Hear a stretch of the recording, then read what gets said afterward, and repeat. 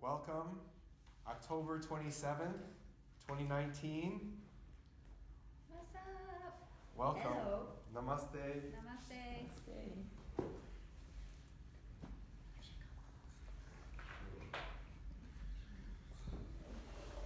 My son's 25th birthday. Today? Yeah. Oh, happy birthday. Congratulations, Mama. Yeah, we just came from exactly. lunch. I think So nice. the moms deserve happy birthday. Thank you, they do. It was a long haul.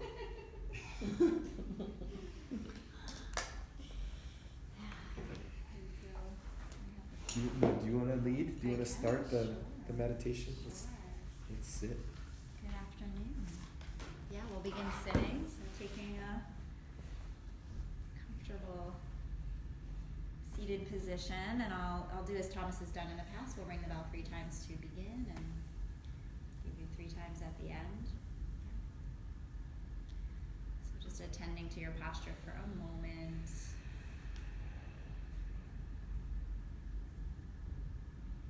Closing the eyes.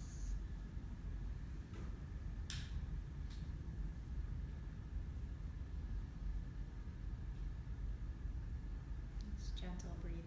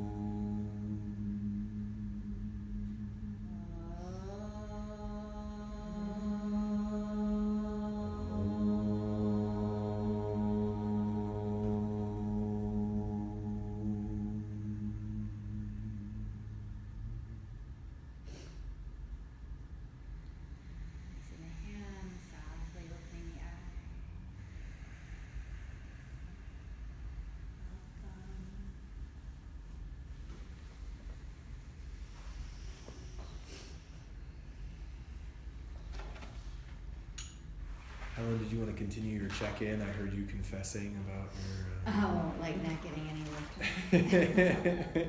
No, I mean, it was a great week, but it was. Very full.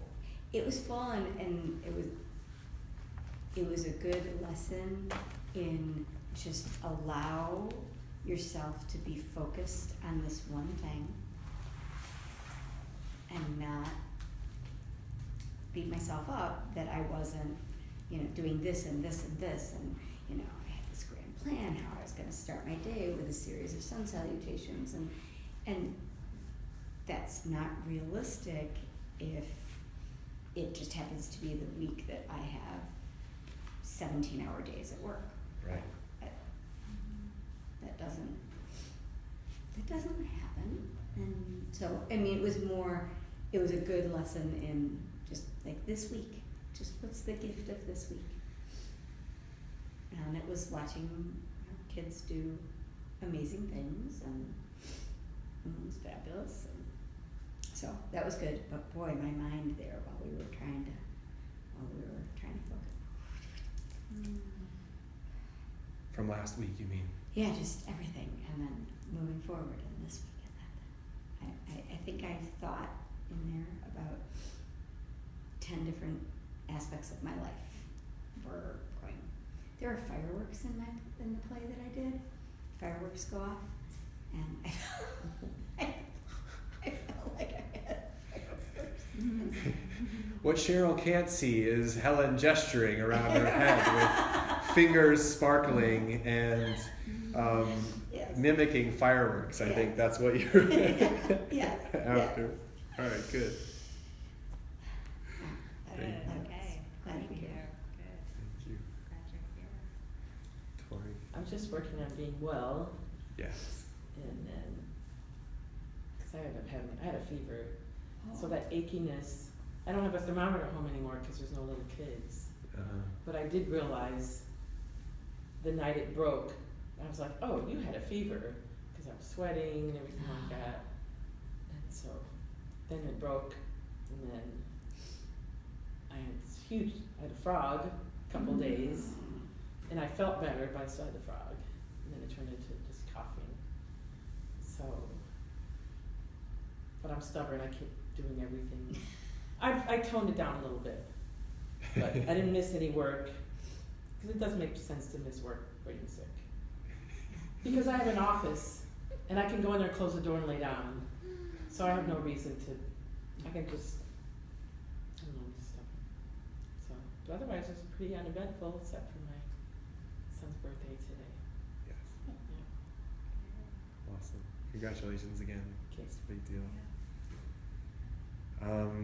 I don't have much to report either, I don't think. I'm excited to be here.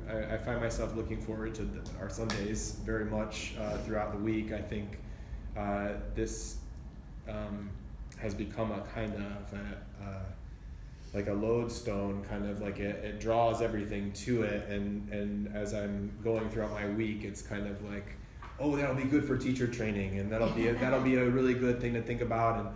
And so it's really cool because it's kind of it's framing a lot of my inspiration and little light bulbs that go off during the practice and during the week. I'm always feeling like there's so much to talk about, and then I also want to stay focused on really sticking to the things that are going to be most relevant, especially as either a new yoga teacher or as just developing the tools to communicate the practice to other people more succinctly. If you're already a teacher, you know how to communicate, but using those tools. So I'm feeling a little bit more focused, I think, in that regard, and I appreciate all your help in helping me to stay there. So I think that's it. I'm excited to talk about the breathing today, because it's the another foundational piece of the practice, and also a very practical piece of the practice. So hopefully this will feel a little bit more like material-wise, a little bit more meaty, if I can say it that way. Offend any vegetarians. Anyway, all right, I'm done. Thank you. That's all. Good. Yeah, I echo some of those sentiments. I'm So happy to be here. I look forward to our Sundays as well, and I am finding that the work we're doing together is inspiring some creativity in my yoga classes again, and my yoga teaching. So I appreciate always having an opportunity to look back at this material and have fresh eyes, help me see it. I love doing the reading during the week, even though I've read the books before, I've looked at the materials before. It's just a wonderful opportunity to look at them again and feel as though, oh, I know that you all are doing this too on whatever capacity possible, even if it's just thinking about the fact that you're not doing it, right? We're still connected in some way to the task of learning, the desire of learning. So really grateful for this space, and I too am excited to get into the techniques of breath, because it's such, as Thomas said, that foundational piece that really links all of it together. And we hear so much about it in all of our yoga classes, teachers cueing constantly about breathing, how to breathe, utilizing the breath, etc. And it's really, really intricate, involved, a little bit complex, complicated, and yet super simple. So we'll get into it all. And welcome all your questions, because I think the feedback and the questions help us to keep on task for what you are in need of, so that we don't get too far into the realms of where we might be thinking on a daily basis versus where you all need to be. Yeah. So definitely feel free to keep us anchored if we get too far out there. That's well said. We can do that, certainly. That's what I have to say about that. Thank you. Yeah. Wonderful. Yeah. So I think as far as our itinerary goes today, we can just kind of quickly run down, and then we'll try to see where we can plug in some of the elements that we kind of only briefly touched on or missed last week or the week before. So right now our check-in, right now we have the first hour and a half is check-in, questions, and homework, which is also the same thing as what we're getting into from 3:30 to 4:30, which is the breathing, the nature of prana, the breathing techniques, and all the rest of that. We'll take a break, and then we'll do a little bit of the actual techniques a little bit more, and then the last hour we're going to talk a little bit more about the koshas and the vayus, which is all of it's kind of wrapped up into one, the physical anatomy, the breathing mechanics, the nervous system, and then what yoga would say is the energetic anatomy, which are again the chakras, and the nadis, which are those energetic pathways. We kind of looked at that kind of spiral pattern of the caduceus, right? Those are the three main nadis, the alternate nostril breathing. We'll look at all of this, and it's all tied together, but we kind of have them sectioned off as different sections. We talked a little bit about putting a little bit of the sun salutation in today. I know you said you were feeling delicate in terms of movement. Whatever little stretches we can do that are going to prepare the body for the breathing exercises is really good. So, we'll do what we can. We also wanted to give, some individual feedback, because that was, I think, something that was important that we didn't get as much time last week to look at, was to, look at the poses and say, okay, what is exactly the alignment here? And then what else were you going to say, Rachel? I think we missed something from the first week. Or we have here alignment in asana, so that actually works out perfect that we're going to visit, the individual alignments in each of the postures that are in the sun salutation, which sort of falls into rules and regulations as we start to talk about, rules and regulations we missed from week 1, and from last week we missed the Ashtanga 8 limbs. So as we talk about the 8 limbs, we're then really linking into kind of the nuts and bolts of yoga, the rules and regulations and some of the boundaries that are set, and there are boundaries within the alignment, and I think all of that kind of wraps into really the breath and the breathing techniques. So you won't miss any of it. We'll be able to put that all in there. It also says yama and niyama. So yama and niyama are part of the Ashtanga 8 limbs. So again, we're gonna touch on that this week. Yeah, so there's overlap. Was there something else that you noticed? I was just looking back at October 13th. Yeah. And I think from where it said golden rule, down to boundaries. Mm-hmm. I don't know if I missed all that, or I don't know if that was stuff we went through. We may have touched upon some of it, and the truth be told is that's going to be kind of recurring themes throughout the entire teacher training is approaching, what is the golden rule? And Thomas and I, this is our golden rule. We say teach what you practice. So what you know is what you teach, what you're experiencing is what you teach, influence is how you teach, and then how that knowledge informs your teaching, which is exactly what I just said, right? So over time, it says here how to infuse philosophy into asana class without sounding like a yogi tea bag. It's just, it's studying the Gita and studying the sutras and letting it kind of seep into your pores in such a way that this is now experiential for you. This is, you're living it, you're breathing it, and then at that point, you're sharing it, rather than you come across a really great meme or saying on your tea bag and you think, oh, I'll share that sounds probably pretty good, right? But backing it up with this information that you gather from the various forms of study, which are the asana, the pranayama, which we'll get into heavy today, and the sutra studies, the Gita. So you'll see that kind of come up over and over and over again. Yeah. So don't try to copy someone else's class. Yeah, that's a good way to think about it. Yeah, absolutely. Okay. Right. And I think, to add to what Rachel just said, it's backed up with your life experience. Like you were saying, as we were talking last week, there were kind of all these different, you're like, oh, that's relevant to my life in this way. Or, when we're reading the sutras or the Bhagavad Gita, we're saying, oh, that's relevant. Oh, that makes me think of this situation that happened in my life. Or I could take that information and apply it to dealing with this person in my life, right? When the sutras are speaking to your own life experience, then they're share worthy, right? Then you say, okay, this is relevant to me, and I can then, because I understand it in my own life, I can then convey it in a way that is at least understandable to you, relatable to you. Whether you had the same experience is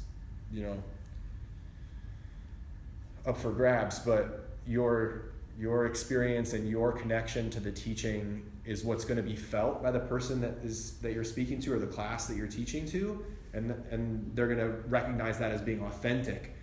And that's, I think that's, we could also define that term authenticity. It's getting thrown around a lot, be authentic, tell your story, all this yada yada yada. It's kind of a buzzword, but how do we know what's authentic? Well, it's authentic. It comes from the heart. It's coming from my own experience. It's I'm not just saying this to be cheesy, but I'm saying this because it has meaning to me, and I hope it has meaning to you. I'm trying to convey meaning through it. So. Yeah, I was gonna say, I think the difference between being in classes where somebody is doing that and where somebody's like, oh, did I put like a yoga saying in my class, like a checkbox? You can, it's real obvious real fast when that's happening. And I think, and maybe I'm jumping ahead a little too far, but I think it's wise to also keep in mind that as you're sharing whatever it is that you're experiencing, that it doesn't become about you telling your story in the classes or superimposing your experience onto your students. Yeah, so then it comes down to really a cueing and a language choice as you're conveying these learned experiences, so that you're still leaving space for the student to have their own true experience, with the idea of keeping in mind whatever it is you're trying to convey. Does that make sense? So being really careful about, sometimes I'll say in my class, when I do this, I feel it here. You may or may not, but what's important is to pay attention to where do you feel it. Yeah. So that there's something that's relatable, but then I'm not getting in the way of them sitting there the whole time going, well, I don't feel where she feels it. Why don't I'm doing this wrong. Maybe I should be doing it differently. Yeah. But I also notice, sometimes when you're teaching or someone, anyone else, they'll say, and I'll be like, how did they know that? they'll say like, if you turn your head this way, you might feel something there. I'm like, wow, that's really cool that you know the body so well. Yes. You do that really well. Yeah, that's through practice. I mean, that is literally doing the practice, paying close attention, and having all the sensations, and then remembering it. I mean, there's the aspect of needing to remember it, right? And so that you can then say, this is what you'll feel if you do this. Right. But that's all by practice. I can only say, just to reiterate what Rachel just said, it is all from doing and just saying. And I think about when I'm doing my own practice in preparation for teaching, and this I would make a distinction between, like, sometimes the practice is just for me, like I'm not thinking about how I'm going to teach downward dog, I'm just doing my own downward dog. But there are definitely times where I'm thinking, okay, how would I describe this pose while I'm doing it? I ask myself that question, and this is something that you can do as well. You're using your practice like your own individual laboratory. You say, how would I teach somebody how to step forward? Well, I'm going to practice stepping forward from downward dog into the lunge, and then I'm going to try to develop my own language. What does that feel like to me? What do I have to do, right? And then and that's also authentic language, because it's, again, born from your experience. It's not just me telling you, okay, here are the cues that you want, say these words to get somebody to step up. And you can say all those words and they'll do the thing, but like you said, it's very apparent when somebody's speaking from that way, kind of they're reading a script versus it's really embodied, or they're coming from their own experience. And we will have a section of this teacher training devoted to cueing. How to cue a pose, the order in which you might cue it for safety, for clarity of understanding and execution, and things like that. So we'll definitely cover that territory. But just taking on the piece of, I'm going to come from my authentic self, I'm going to come from what I know first and foremost, and really validate that what I know is worth sharing. Right. That's good, because that's different from other things you might learn how to teach. Yes. You know what I mean? Oh, Where they tell you, this is what you're going to teach. And you're going to do it this way. Right. It is. But we're That's trying interesting to. It's really interesting, and everything else is like that. You're trying to create, in a way, a container, certainly, but you're trying to offer people an opportunity to have their own experience, right? You're trying to create an environment where people feel free to experiment and have a subjective experience, which is the opposite, like you're saying, of what everything else is an objective. 2 + 2 is 4, and we don't want you to think outside of that equation, right? And yoga is saying downward dog is downward dog, but we definitely want you to think around this pose, to move around in this pose. So yeah, it's very, very good observation. I appreciate you bringing that up, because I'm not sure I thought of it that way, but when I do think about my son, even just in public school, right, there are some sort of real techniques in place for exactly how to do. Yeah. And not enough room, right? We're even losing that with all regulation, government's regulation. We're losing the laboratory of creative expression. Structure. And structure, right? And this yoga room, and we're all about creative exploration and communication. Yeah. So we're really flipping the coin on you. Well, like I did my Zumba training, was So total good. opposite. Yeah. Right. You're going to do these 4 rhythms, and you're going to do it this way. I mean, you can be Right. creative, Right. certainly do your own flair, but there was definitely like a formula they want you to follow, and people who go outside the formula get finger wagged and all this stuff. Well, it's also worth saying, because you're bringing this to the point, right, about the structure of the Zumba. There are yoga practices that are passed on with great structure. So in the Ashtanga yoga practice, right, there is a sequence. The sun salutations, you do a certain amount of A and you do a certain amount of B, and then you have the rest of your structure. In the Bikram yoga practice, there are 26 poses. They are always practiced in the same order. They are practiced first time through 1 minute, second time through 30 seconds. Right. So there are certain yoga techniques. Should I call them techniques? Practices? Schools of thought, codifications, where they've put it all together. But we're breaking that rule, I suppose. Yeah, I think this is why it can be a little bit challenging to learn what we're trying to teach as well. So I think it's important that we, you're bringing something to the fore that's really important to vocalize, I think, which is to say we believe in the structure of the poses, right? The integrity of the individual poses, the sequence of the sun salutation. And then we do have the class arc, which is start here and end here. And in the middle, you have a lot of different options of things you can kind of plug in or subtract. But within that sequence, again, within that container, really anything goes and anything's possible. And then what we're giving to you as the overall structure is then relying a lot on your intuition and your own sense of how you move through the practice and what's really important to you. And then it gives you, we hope that opportunity to say, okay, this is what's speaking to me about this practice, and then I'm going to teach that. That's going to be ultimately what resonates with my students. And then the more you learn, the more you add into your class, and then it just snowballs from there, right? But it is difficult to learn it without saying, okay, like you said, we're using these 4 rhythms, and you've got these 8 steps, and you can combine them however you want to combine them, but that's pretty much it. And we're saying you've got so many more options than that. And I understand that can be a little bit daunting and frustrating. I guess what's exciting and terrifying about it is that it is, because yoga is, asana is one of the pieces, so and really trying to get to a point where, it may not be the expectation that everybody in the class is practicing all of these limbs, but there's a big difference between being a teacher who's trying to do that and bringing all the pieces, so the philosophy and the ethical practice and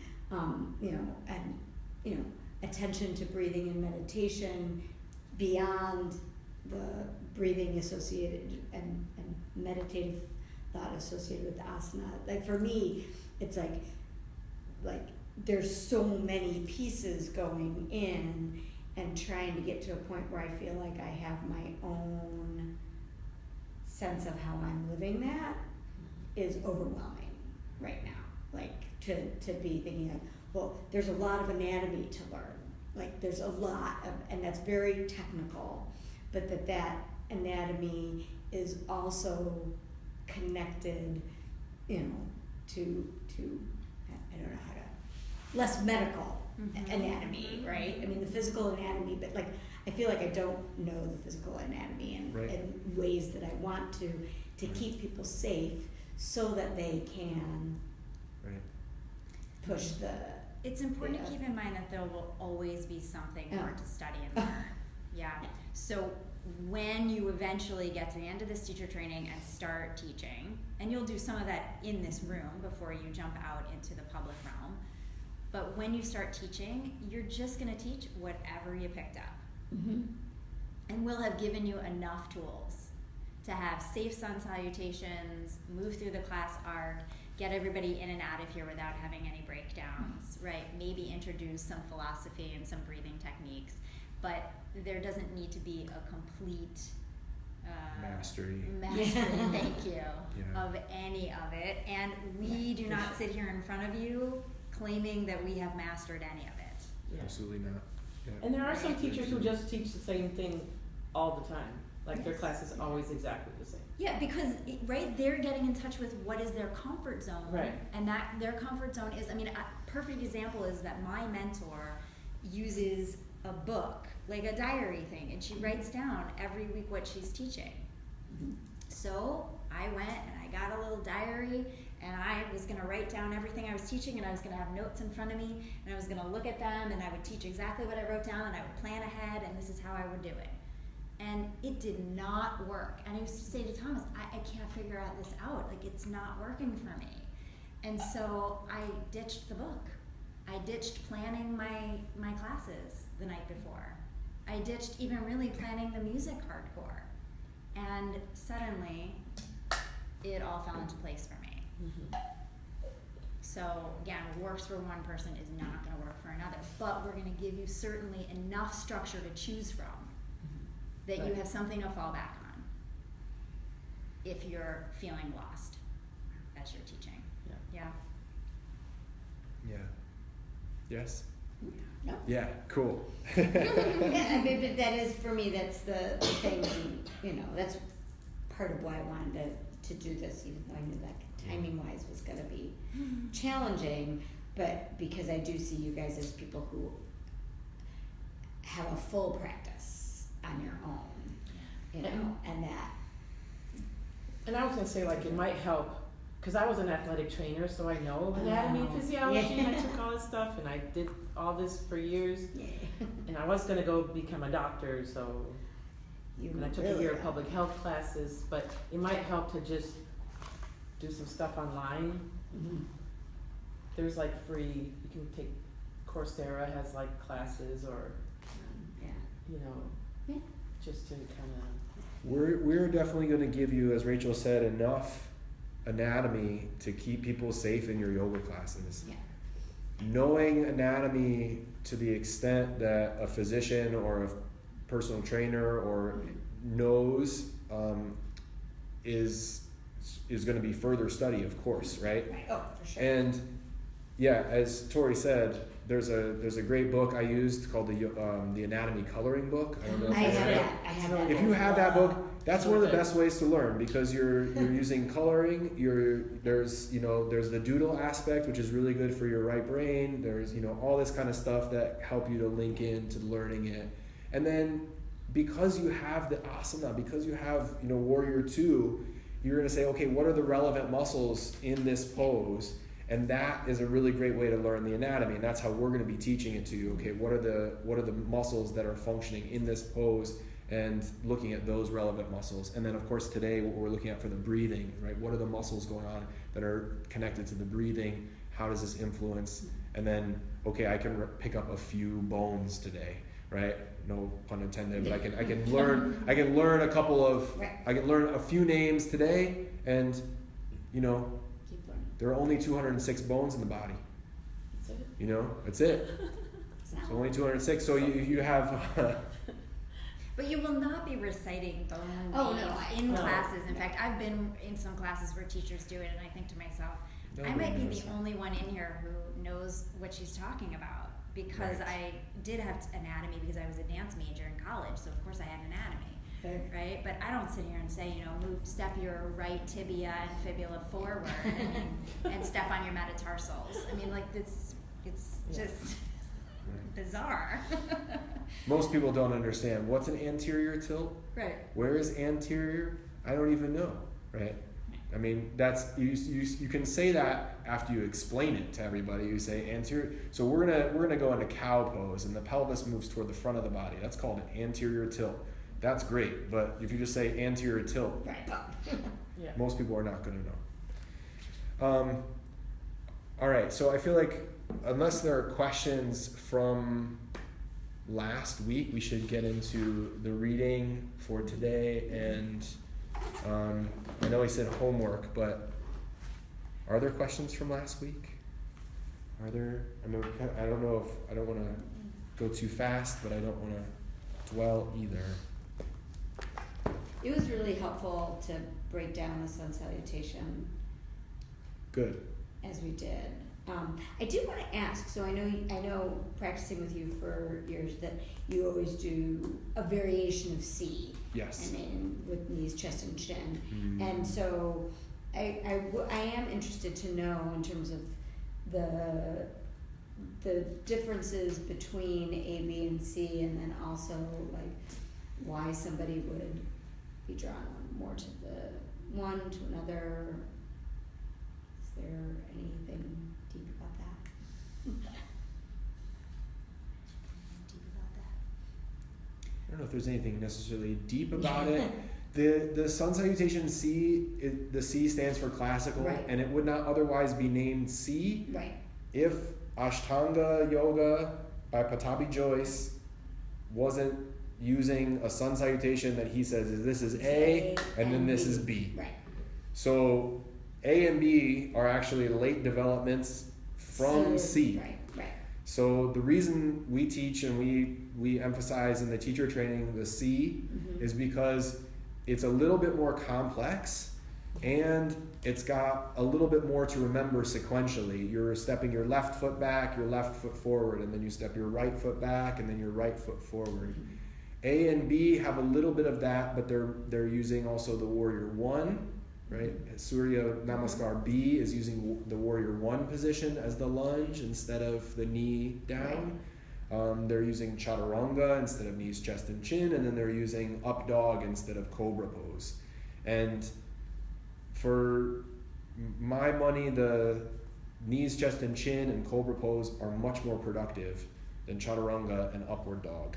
You're going to get much more out of the first two poses that we're using in C than chaturanga and up dog. So can you say more about that in terms of productive? Yeah. In what way? Because that I'm very interested in. Yes. Because So a lot of places they're all about getting the Most chaturanga. places. Right. Most places are doing A and B. Right. And we could say that they're seen as more athletic. More athletic, more heat building, gymnastic. more gymnastic, Yes. Exactly. More strength training than maybe the Sun C. I mean, we could beg to differ on that because most people who do chaturanga do not have the control or ability or coordination within their body to actually be able to do knees, chest, chin. So it's almost it becomes an easy out to do a chaturanga. But there's so much to say. I was going to say there becomes a lot of repetition in the athletic practices that are using A and B, and then we have repetitive movement that is dangerous and can cause muscle injury if it's done incorrectly. Whereas we do the classic sun salutation, I feel like it's a little less injurious. Right. It's less strenuous. Right. Yeah, it's less strenuous. The potential for injuring yourself, I think, is less here. Though, partially because you're not bearing as much weight in the descent, right? That knees, chest, and chin. You're putting the knees down and bearing the weight there. Same thing with cobra pose, and that's why I say knees, chest, and chin is way more productive than chaturanga because of the pressure both on the front of the knees and the thighs, and then the pressure on the sternum, right? We talked about that last week, how that's opening up through the chest cavity, and you can really feel the pressure on the heart center, right? So that knees, chest, and chin just, I feel like pretty straightforward about how that's kind of more stimulating to your body, and you still have the challenge of working with the shoulders and the chest and everything. And you've got that partial back bend as you then go into cobra, and I think using the thighs against the floor, strengthening through the hips and the buttocks to work with cobra pose, and we'll do a little bit of cobra with the breathing today too. That's one of the techniques in the book that he describes, and we want to kind of go over this from the book as well. But that kind of no-handed cobra, right? The work to breathe into the floor, right? All of that is just, it's far more stimulating because you're getting feedback from the ground, right? Up dog, it looks cooler because you're only hands and feet are on the floor. You've got this big sweeping back bend, and you're just like, oh, you must be getting so much out of that. But usually for most people, it's actually kind of a resting pose because you can hang on your joints. You can lock out the elbows, right? Cobra pose, you're much more active. That's I always find that and it's the swoop in to cobra from the knees, chest, and chin. Yes. That moment takes, for me at least, it takes enormous attention. Yes. To the action. So. And if you take a look at the whole of the sequence of the classic sun salutation, I mean, just looking at those pictures, these are not ways we move often in our body, right? That back bend, that beginning back bend, when you start to observe classes, man, is that interesting because it is the number one most challenging posture for people to do, standing backward bend. And my back always pops. If I'm not warmed up, it goes boop. Yeah. Where does it hit you? Middle back or neck? In the middle. Upper. It'll just be like boop. And it feels okay. Yeah, but it's like, oh my gosh, I'm not warmed up yet. Yeah. If I'm warmed up, then it's fine. Yeah. Yeah. And that's it's part like a of the crack, warming. Crack in your Right. Yeah. But this really, as we talked about in week 1 about moving your spine in all different directions, this encompasses all of that. So you're standing erect, you're elongating in both directions, you're leaning back, so you're taking back bend, you're folding forward, so you're inverting and folding forward. You've got your one leg lunge, so you're really affecting the pelvis, you're affecting the primary curve, which is the upper back, right? Then you've got your plank pose, so you've got your plank, you've got strength building in there for those who might say, well, I missed my chaturanga because I'm not going to be able to do my strength training. Nope, hold on to plank and hold your breath and see what happens there, right? Yeah. Like, that's no joke. And then the coordination of lowering down, which is a beautiful arc of the back and throat opening, so we're looking at the chakra of the throat, getting a nice stretch, opening there, right? And then just the fact that transitioning between the lunges is really challenging. Yeah. Yeah. Right? That's something you'll notice when you start to watch people take classes. Like, that step forward is not easy for most folks. And for some, even the step back is not easy. Coordinating where your hands go and how to get that length just right. So you see yourself taken through the full realm of movement in the back. And just classic Sun C. This doesn't happen in A and B, I don't think, as much. Maybe A, you could say. B.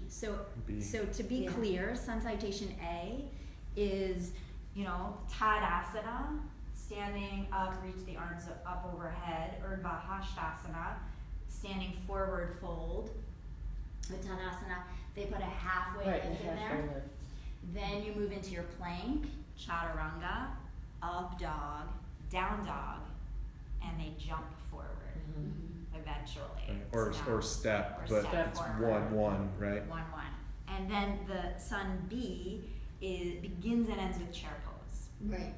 Yeah, begins and ends with chair and has your warrior 1 in there. So chair pose, forward fold, halfway lift, plank, chaturanga, up dog, down dog, warrior 1, chaturanga, up dog, down dog. Left side, warrior 1, chaturanga, up dog, down dog. Walking forward, chair pose, Tadasana. So much more athletic. Yeah. Heat building. Yeah.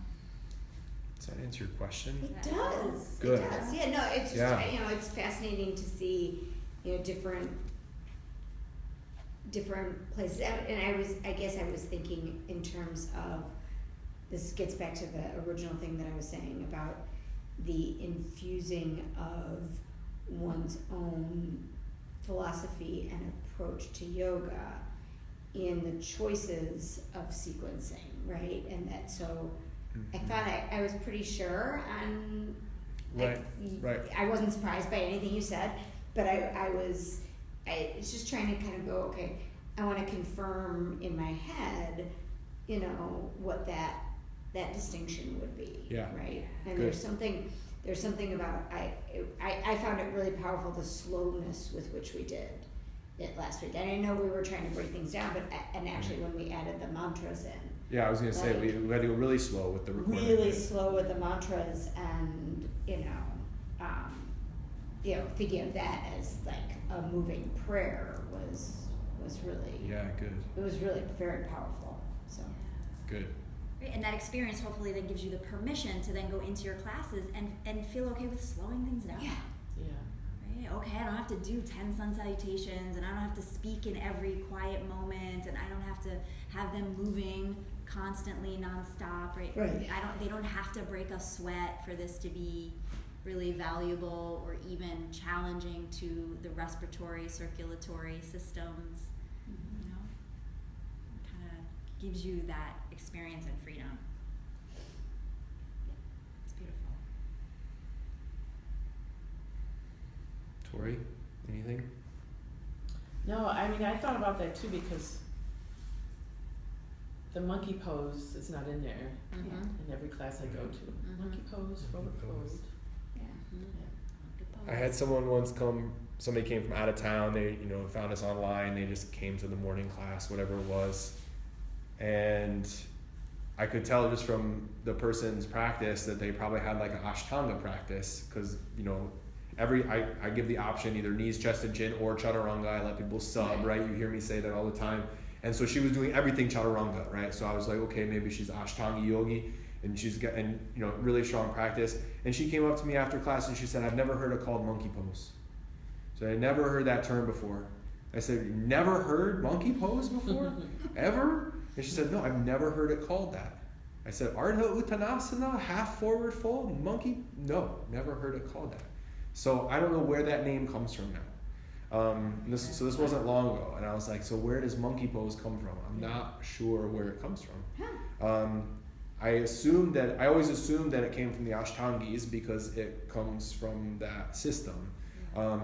But that half forward lift, why do we do that? And what's the purpose of it? What is the purpose of that? What is the purpose of that? Right? What do you get out of it?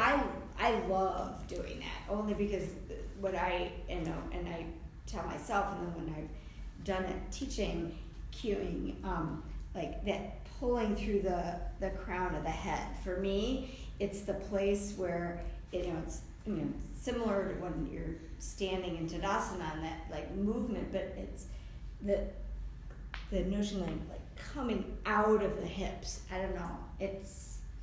I love that. It just feels like it's this energetic stretch.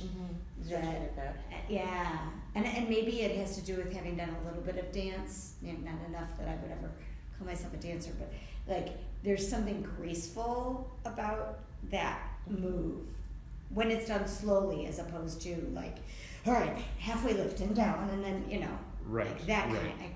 To give it the time it deserves to articulate it I think I absolutely agree with you. It's very satisfying. Yeah. It's actually a very complicated pose to do, which is why I think it can be so satisfying, but it can often be done incorrectly and cause injury to the hamstrings or the lower back.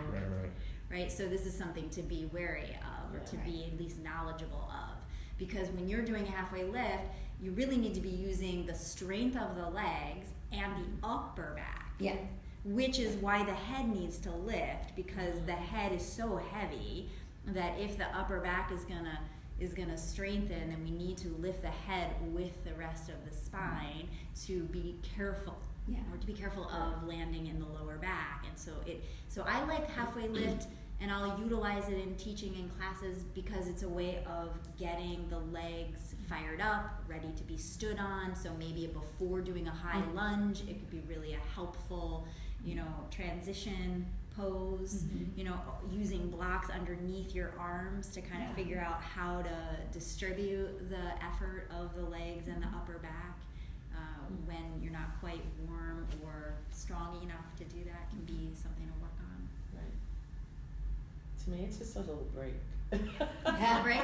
It's like a break between the bends, and then I'm like, okay, we're about to go to the floor and do all this hard stuff. So. Get you prepared. Yeah, centers you. Okay, so you'll teach us so that. I appreciate you'll use that. Here we go. Yeah. and when it's cute as halfway lift, it's like just halfway. Right. Just when we Not all the way, just halfway. Just halfway. And forward fold, and then we can get it. Yeah, it is. Okay, nice. It also gives you an opportunity to find your breathing, right? Sometimes you go up and you get caught, and then you fold without breathing anywhere, and then you say, halfway lift.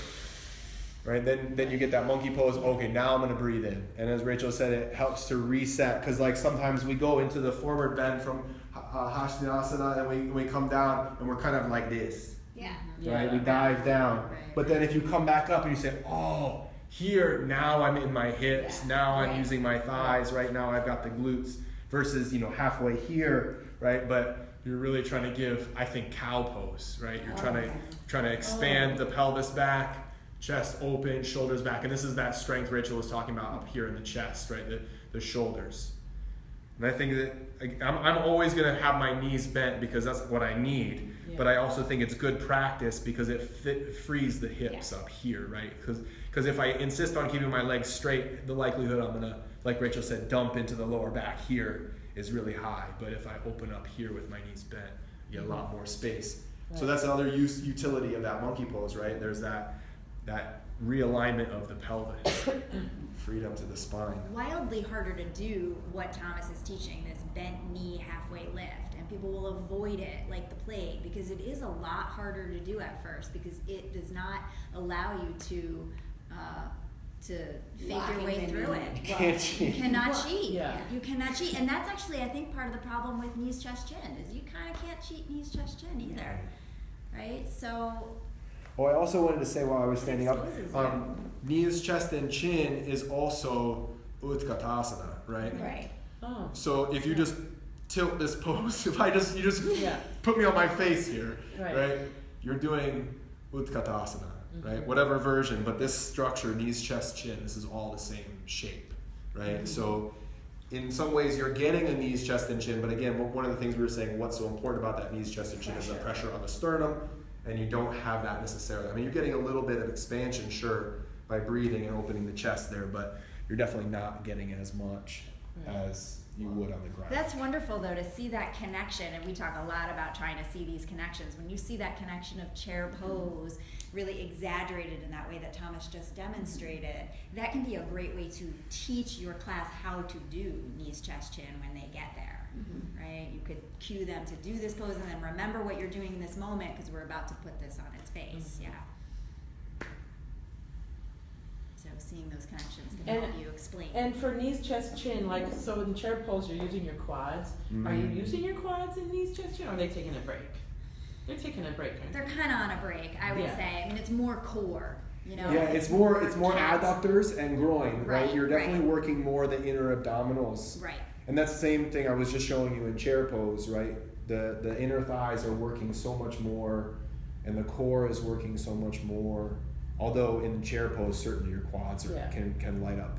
Yeah, they're going to light up because you're weight bearing, and Right. they have to fire in order to make sure that you stay balanced. Right. Right, because you've got weight. Because with the weight on the knees, the quads don't need to do the same. They don't need to do it, yet they can do it. So it's actually good if I do this on the floor because I can slide a little bit. So if I come here, I can actually, That's your hands. but it's also here. Yeah. Yeah, if I have my feet up, you're right, Tori. It is my hams. My hams are going to do this, Yeah. Mhm. but then this is coming from underneath. Yeah.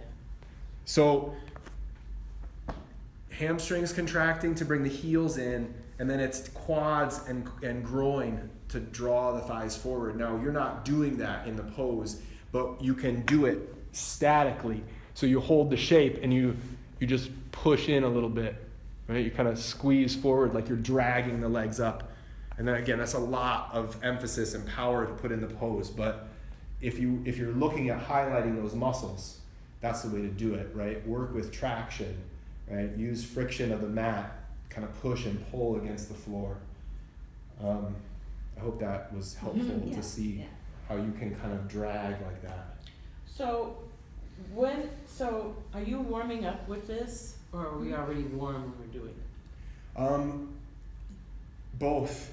You're warming up with this. I mean, you might do a little bit of cat and cow. So, I mean, this is going into, more sequencing and what we'd say like is class arc type of stuff with what is the order in which you're placing all of this within the format of a class. You're definitely putting this toward the front of your class. Mm-hmm. Within the first 15 to 20 minutes, you're going to be getting into sun salutations, wouldn't you say? Absolutely. Approximately. Now, you might have elements of your sun salutation running until the last 10 minutes of your class. You might be in a downward dog, or you might be, doing a cobra pose or something like that. You might be finishing your last lunge or something like that. But this is meant to be a warm-up sequence. It's meant to be, right, the way to bring heat. And the way in which you approach it as a practitioner and also as a teacher informs whether it's a warm up or now we're warm and let's move even deeper into the body. Because you had said, oh, well, if I'm not warm, I notice that my upper back Right. has an adjustment. So that's something to notice for you, and then you could still use it as a warm up with a sensitivity to your upper back not quite ready. So you'll be a little bit softer in your first round, second round, and as the heat builds, as we know sun salutation builds the heat just by its name, right? And the length of it and all the various poses that are involved in it creates enough heat that eventually you get more and more depth out of the body. So you can either prepare for it because you want to get in there and get into a groove, or you can use it as a I was gentle thinking warm-up. you guys both often do some kind of seated twist Right. and stuff there, and then stuff in cat and cow to just, warm up all of the, warm up the whole spine, right? So, Yeah. you know, Yeah, I mean, stretching generally and speaking, this is twisting. what we're teaching. That class arc is that there is a warm up before you're doing your sun salutation. Yeah. Now, as I am teaching for so many years, I love to break the rule and cow at the end. Right. What does it feel like if you don't do it in the beginning? Right. What does it feel like if you get Or right start into on a your down back. dog? Yeah, or start on your back. But Thomas is writing down our class arc as we teach here at Lighthouse Yoga Teacher Training. This is not some universal class arc, so you won't find this necessarily outside of here, but this is what Thomas and I work off of and teach all of you to fall back on as you are designing your classes and teaching your classes.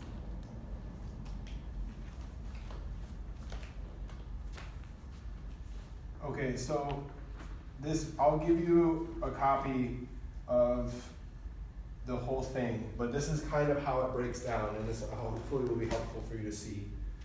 And this isn't exactly what the printout will say, but you have in the beginning, so it basically works on the structure of an outline, right? A, B, C, D, E, and you have with each capital letter, each section of the outline, you have a section of your class. And then within each section, you have several different options, and you could certainly plug in more. We'll talk and be creative in that regard and look at, okay, what could we plug in for the intro?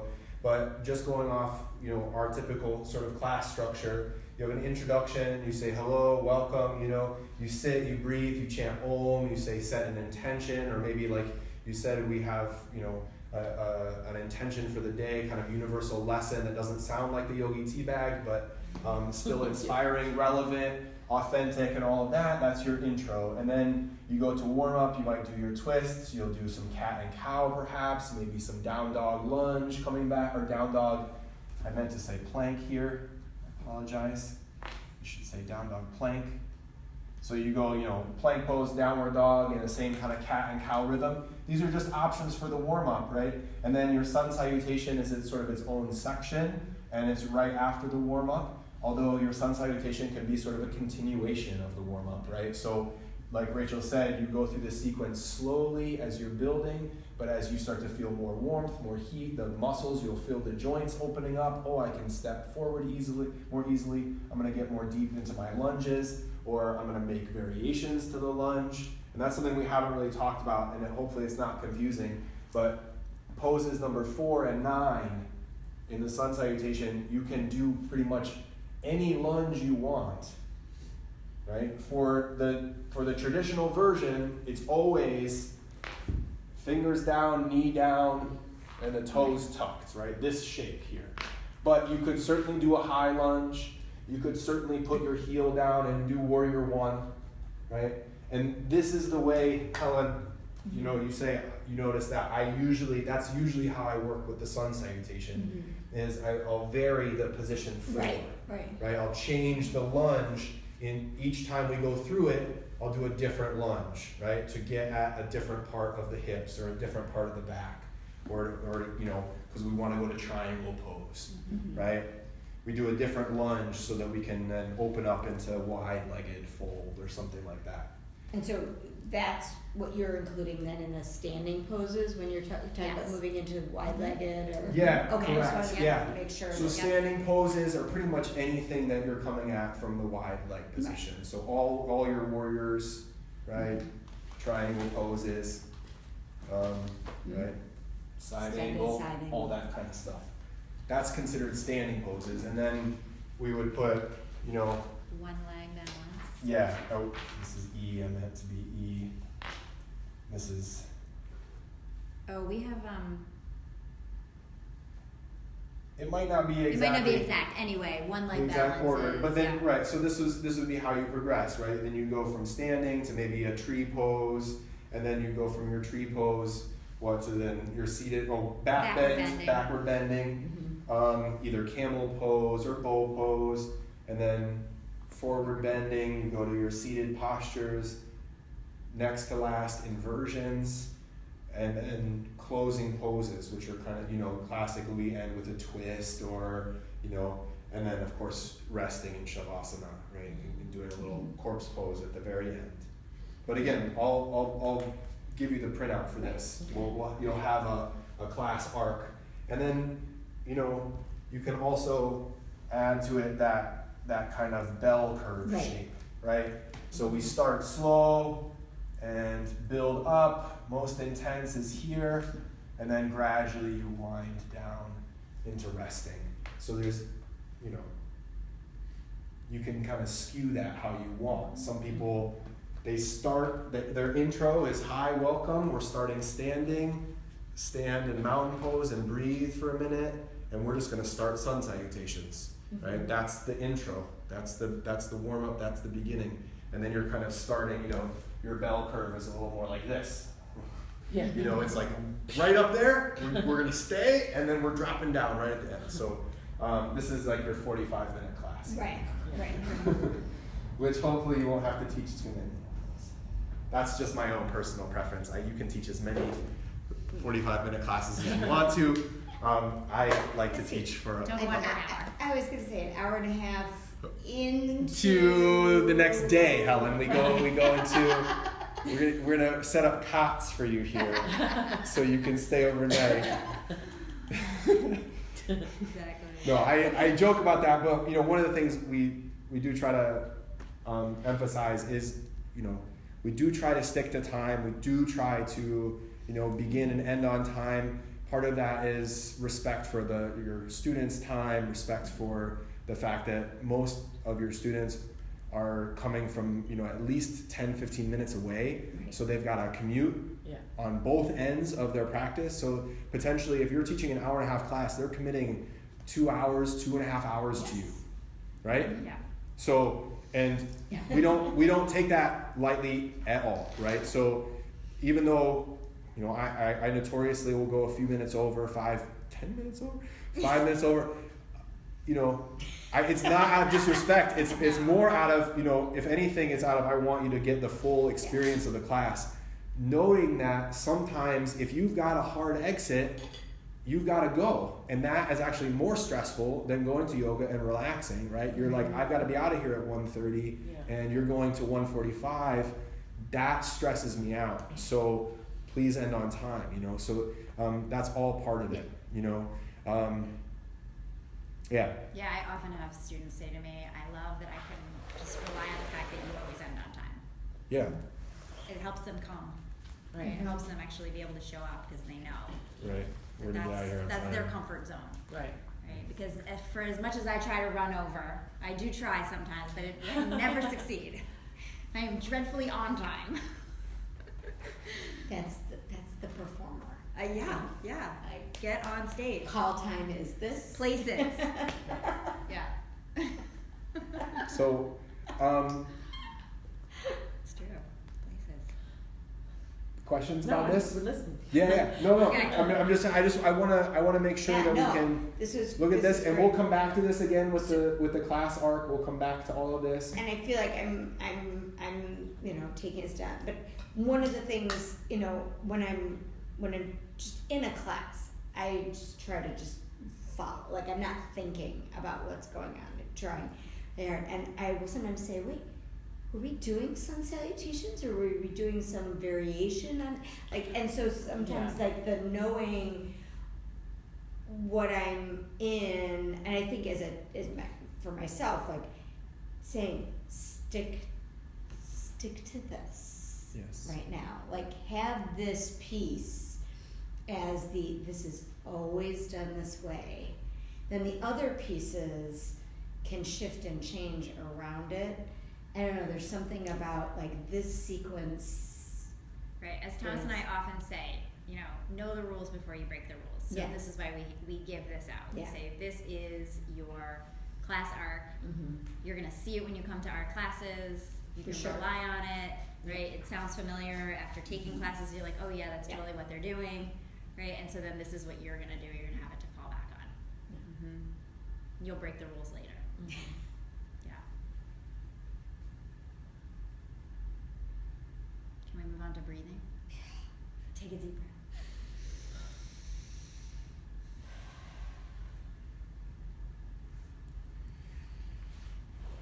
So I'm realizing that we're going to have different page numbers because we have different books, Oh. which is okay Right.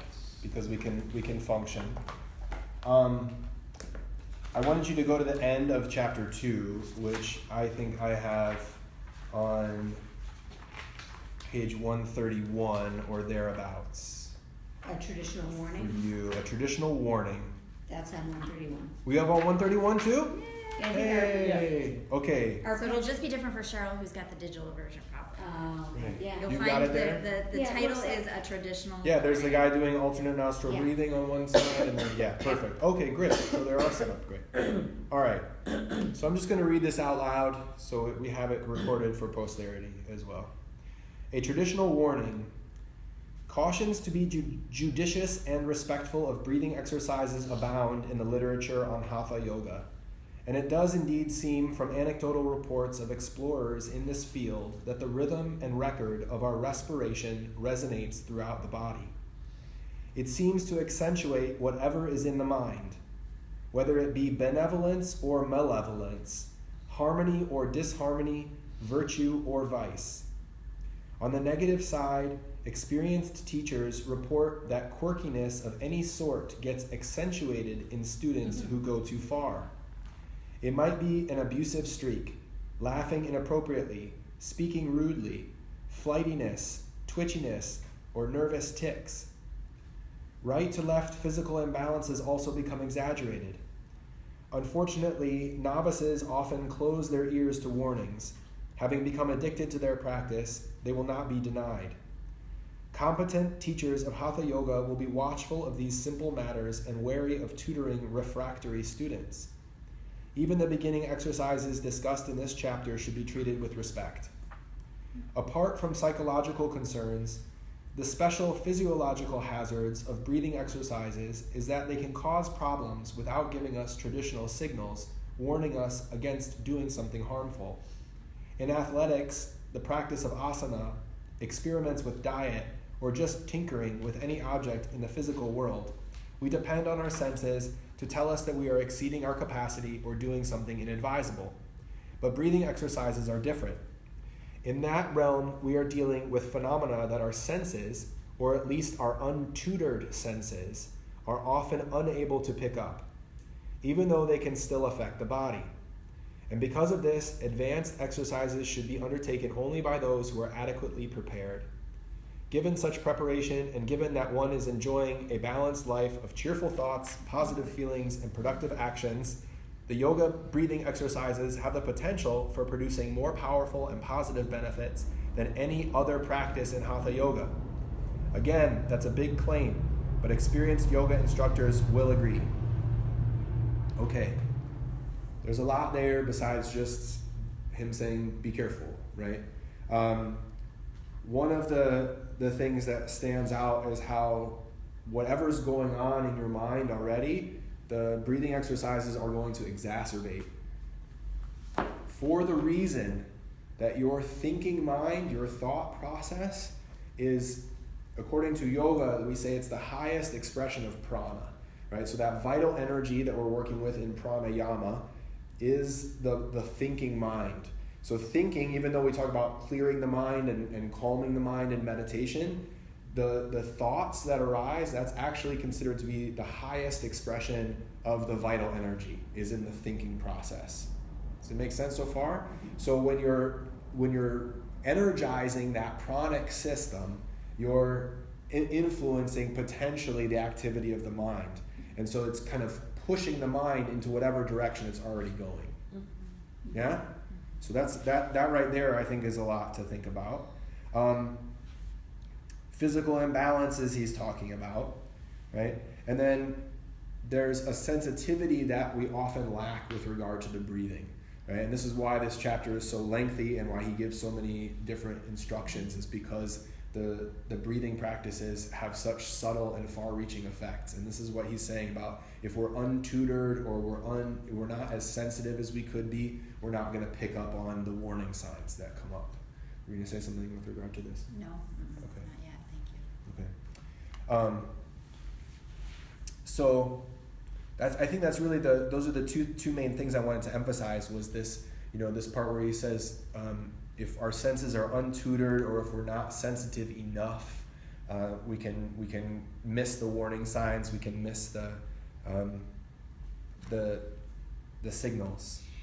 I will say that when we do go into the Yoga Sutras and we do talk about the 8 limbs, pranayama is not one of the early limbs, right? We're first niyama, yama niyama, and we're building up into the pranayama, right? Because of exactly what he's saying in this chapter. And so that is why you're not going to find it in your asana classes regularly offered.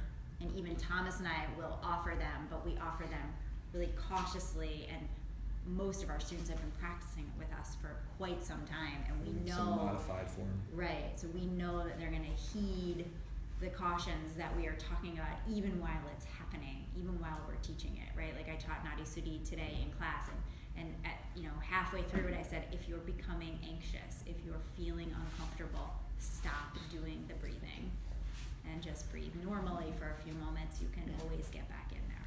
So Right, now I'm really curious, because Heeding the I warning. never heard any, like I learned that stuff in Chivananda, but like they didn't warn us about anything. Right. They don't. Yeah, they jump right in. They just jump right They in. just they just teach jump you. right in. Yeah. And they jump in pretty hardcore too. Yeah, but Yeah, with Kapalabhati and with retention, Kumbhaka and Rechaka. Yeah. Right. they They're all get in. like lightheaded and stuff. Mm-hmm. Yes. Mm-hmm. So we have this warning, and then let's go to page 85. The somatic and autonomic nervous systems. Do you have that, Helen? Yep. Same right there? Yeah, Awesome. page 85. Yeah. Hey, great. On page 85. So again, I don't want to spend a bunch of time just reading each section, but Rachel's got some stuff that's highlighted that will be valuable. And when we're working and reading and understanding about the somatic and the autonomic nervous systems, these are deeply influenced by your breathing. And I think it was on the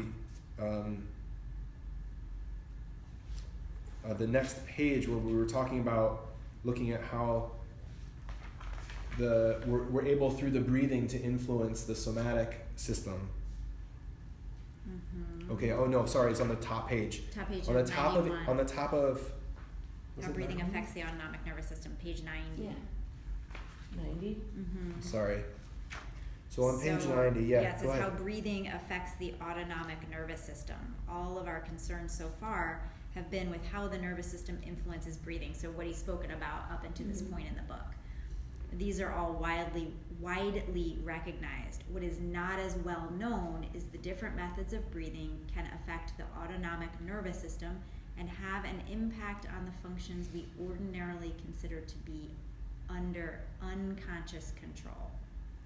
So that's kind of the tie-in with sort of the warning at the end of the chapter with this lack of sensitivity, right? But as we develop that sensitivity, we actually gain control over the functions in the body that are usually considered to be under unconscious control. That makes a lot of sense. However, there are limits on both ends to the effects of breathing. And for here he's speaking specifically, now I'm on page 91 under 2-to-1 breathing. So now that we say, okay, we've got a handle on the fact that we can affect our breathing, we can manipulate our breathing because we've become sensitive enough to it that we can manipulate it a bit. We go into manipulating into a bit longer exhale than we have inhale, as he's cueing here. But then there are limits because we need to consider that the activity that we're doing needs a certain type of breath to support it. And that if we consciously try to interrupt that body's autonomic breathing system, that we can then negatively affect our body. So he's saying here, if you are walking briskly, exhaling for 2 seconds and inhaling for 1, you will not get the same reaction as feeling a calm breathing, right? Or a support to your walking. So you can take it too far in the other direction, which for most people means trying to breathe fewer than 5 breaths per minute. The exercise may become stressful and cause the heart rate to increase rather than decrease. So Thomas and I were talking, for example, you get somebody into a Warrior 2, and so many times you hear teachers say, take a deep breath in and out while you're here. Well, this isn't actually effective. This isn't the best type of breathing for Warrior 2, because Warrior 2 is a strenuous move. You need to have your muscles engaged and firing, and so this is a certain amount of strength in the body and the spinal column, and if you start to take these long, luxurious breaths, you're actually destabilizing the body. And so as you try to destabilize the body going into some expected calm nervous system experience, you're signaling the body to regulate itself, and now it's going to do the opposite, is what he's saying. Now the heart rate's going to start to amp up to fight against what you're trying to do. You know, it's interesting. I think I told you, I started doing just very simple breathing exercises with all of my classes. We just start kind of like 3 collective breaths, you know, more mindfulness training than anything else. But I have one student who has anxiety, and she has talked to me about that. And so I wonder if what I've tried to do in that class is say, all I want you to do is find your own rhythm of your breath. Yes. Right? So just an awareness of your own rhythm so that all you're paying attention to is that. And you're trying to calm down the rest of your body. And that seemed to have worked for, but when I did anything where we were trying to extend the length of the breath, it was, and I was never doing the 2 to 1 with them, because I was like, that's not, I don't want to go there, but it was interesting that she definitely experienced more anxiety when we did longer breathing. Yeah, there's the fear, right? That now you're telling me I should be taking a deep breath, and I am scared to death over here, so my breath is not accessible. Now I can't do what you're asking. Now something more is wrong with me, which is perpetuating the anxiety. It is true that breathing techniques can help us to shift, but not until we've highly sensitized our system. It's not just enough to say, when you're anxious, you should do this breathing. Right. Believe me, I've been there. It doesn't work. You know, you've seen it with your students. I've seen it in my own self and people that I work with. It creates something is wrong with me, right? And to know that can happen in your yoga classes, first and foremost, it can happen in you, because of what Thomas is saying. That the thoughts are our highest expression of the pranic self. It's so interesting. Because I do this all the time. Yeah. But I've been doing it since I was 19. We're not. So We're definitely. We're not putting a kibosh on any technique. No. Just know that somebody may experience that very differently. Yeah, and you should continue, because you've been practicing it this long. You're a practice But I practitioner. can't just go start teaching people without knowing that. Right. And the more you practice now, because you've probably been just practicing for yourself, right? So now you're going to practice with the filter. When you're doing it with yourself, you're going to say, how do I feel? How would I describe this to my students, right? What are those little nuances that work, you know? Nobody told me when you have a stuffy nose that you should use one of the fingers to stretch your cheek. And you can pull the nostril open, and you can expand your nostril, right? And nobody told me how to do that. I was like, oh, if I can't breathe today. And then I was like, oh, well, if I push on my cheek like that, I can breathe.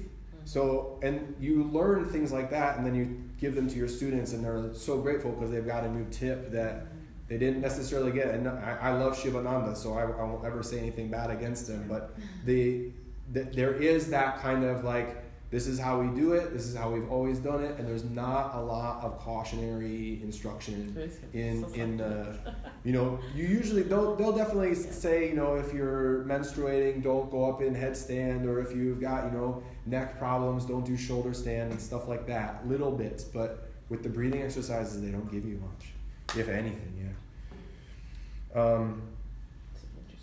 yeah, totally. Yeah. It's all, so, okay, I think if we go to page 92, we're gonna, and 92 and 93, we were gonna look at lung capacity, and there's this handy little chart over there on the right hand side, and we'll go over this a little bit. Thanks, Rachel. The lights are so helpful. We'll go over this a little bit, and then we'll take a break because we're getting kind of long in our first section here, but maybe we'll look at this kind of long volume. We can discuss this.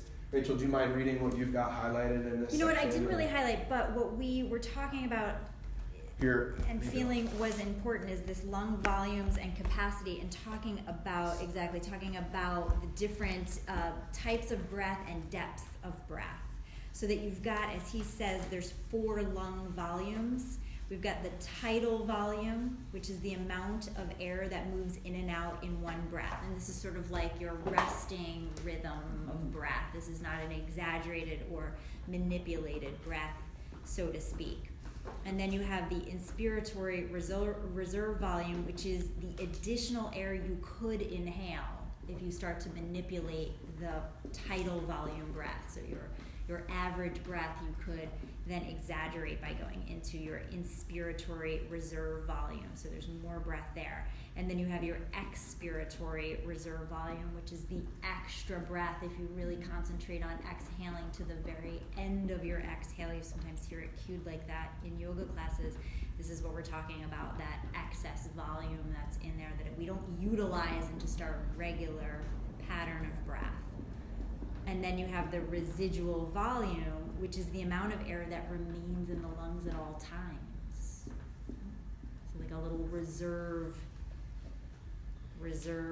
We were talking about capacity of breath. If you had a sponge that was completely saturated, and you squeezed the sponge to get some water out, Yeah. and then that's your regular tidal volume, but then you squeezed even more to get that last couple drops out. That's your expiratory reserve, right? That's the empty breath.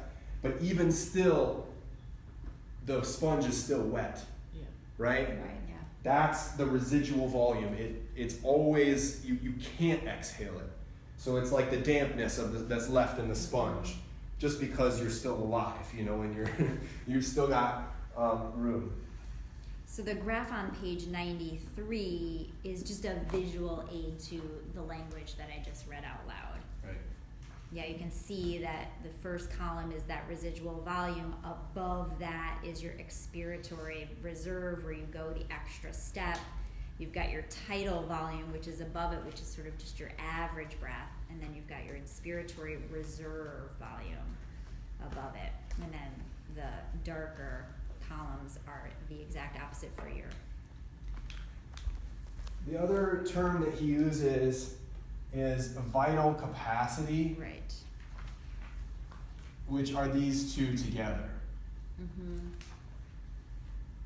Sorry, I'm abbreviating things. It's vital capacity, which is the inspiratory and the expiratory reserve.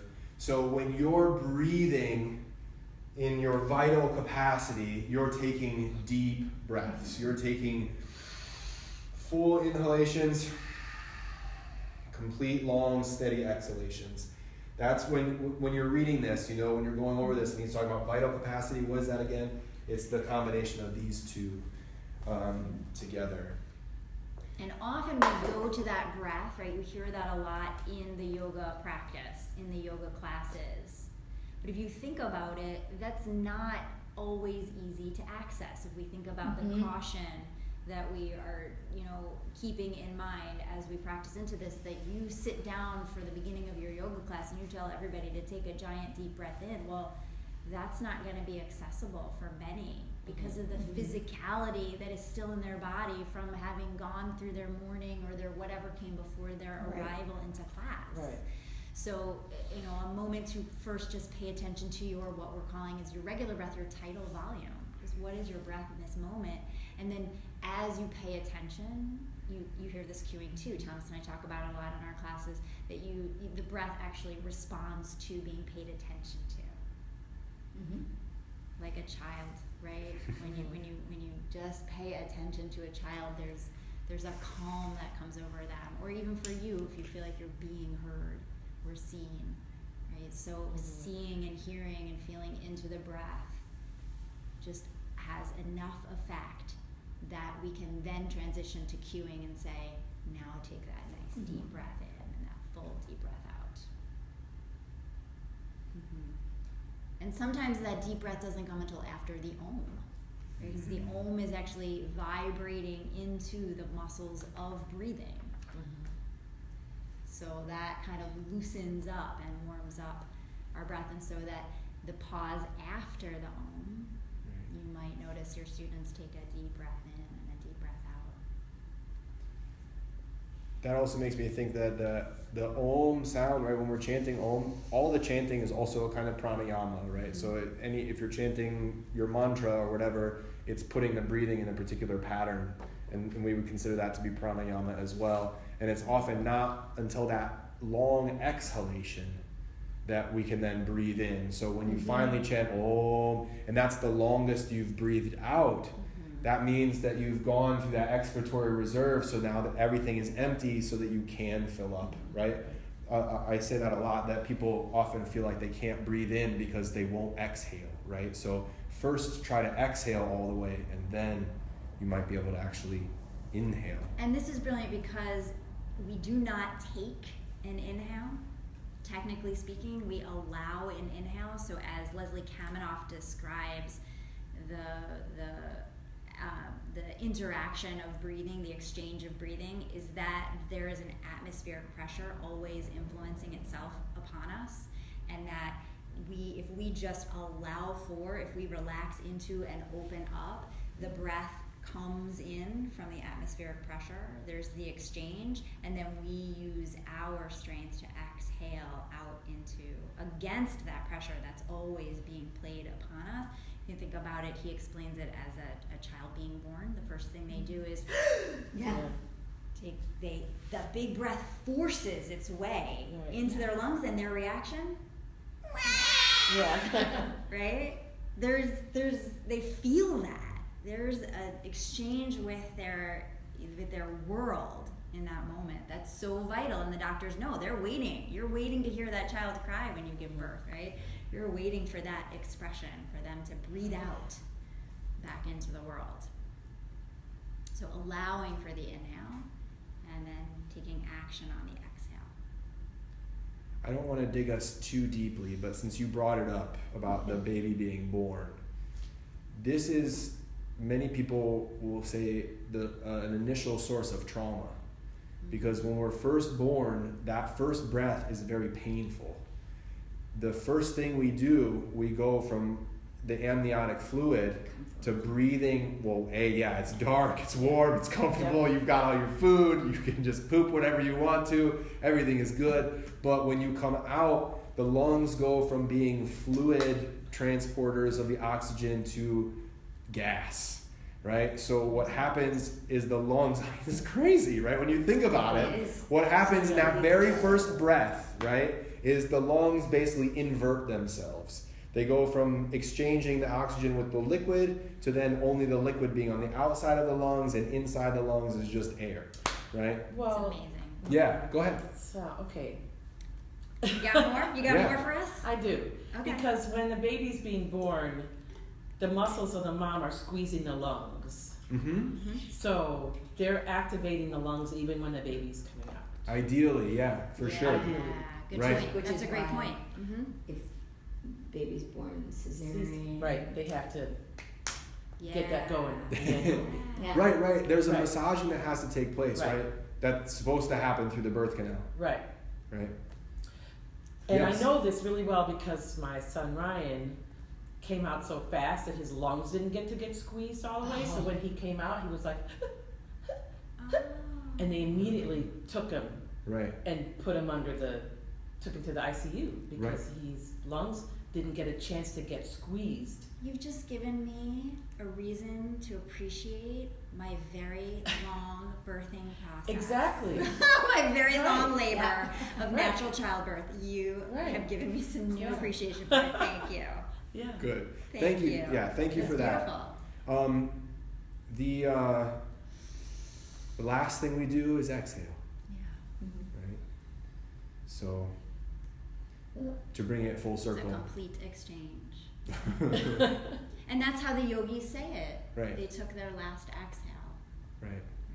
What are the words? Is that how they say it? Say they left their body. They left their body, but there's something about that. There's I you don't take know. your You're last, gonna have to tell me. last exhale. All right, let's figure out where I found that. All right, saw that. I'm sure I won't be able to. Yes.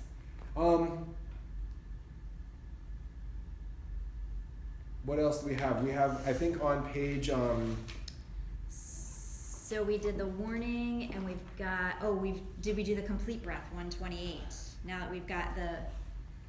Yeah, we got to go to the Yeah. complete Do you breath. want to? 128. You want your notes back? Yeah. Thank you.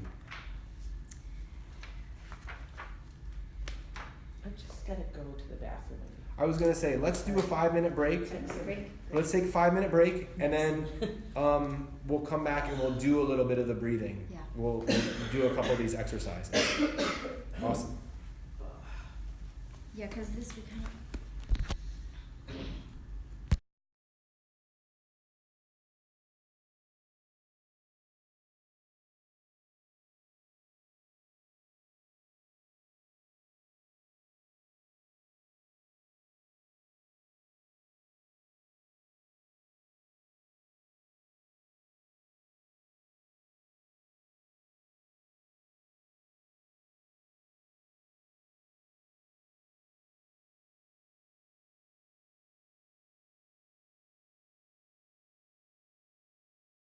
Died in utero and was reabsorbed. I mean, there was nothing, right? So, and they only discovered it, I can't remember if they discovered it before she was born, but anyway, they had done all these things where my sister actually did bury her placenta because that was Right. what remained of this twin. So but they didn't say anything to Emma about this. And Emma said something when she was a toddler. I can't remember exactly what she said about, the other baby. She acknowledged her twin. Yeah. Yeah. Cool. Yeah. Do you guys ever remember there was a TV show That's wild. about a So family cool. with a kid with Downs? This was a long time ago. Wonder Years? No, Wasn't it that Wonder Years? was No. you know what I'm I talking know. about. It started with Obladi, Oblada. Yeah, right, Life right. Goes On. Life That's what goes it's on. called. Life goes on. Yeah.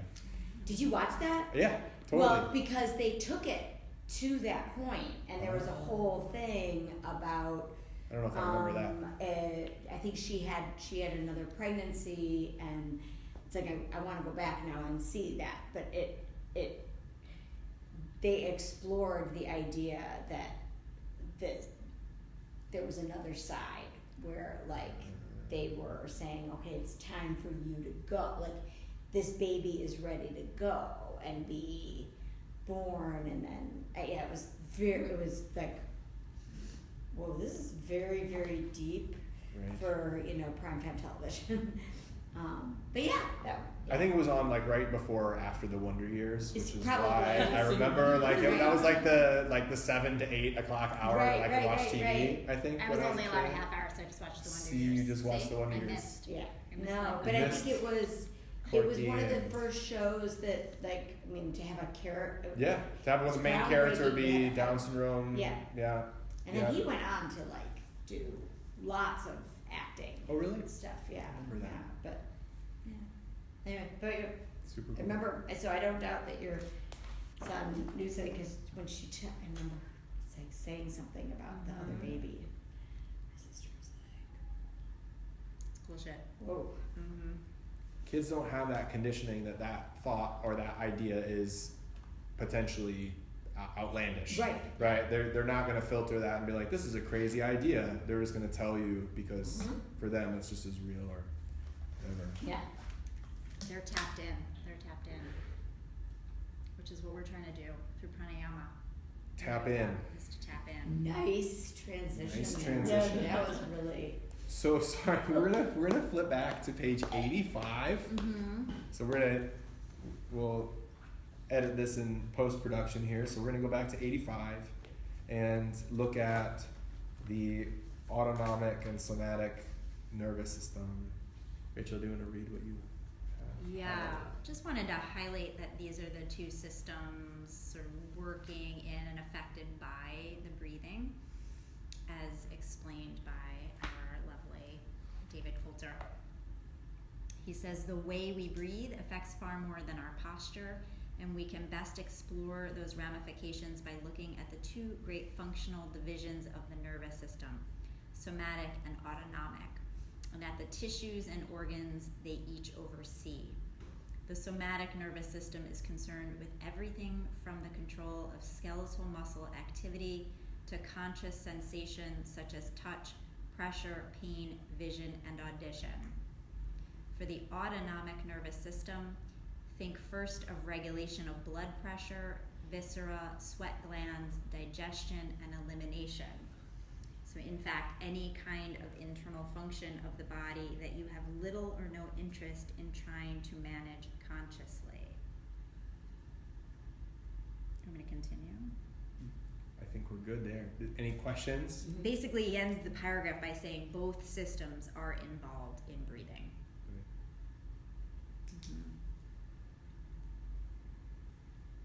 And that's where we left off before the break, which was this notion that our breathing can help us tap into the autonomic, right? Those functions that we would otherwise leave to the unconscious. Do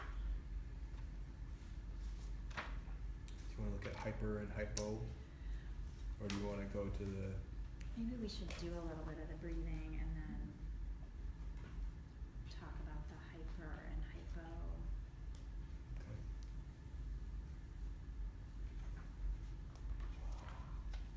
Unless you want to hit it now. Feeling like you want to talk about it. No, let's do the breathing first.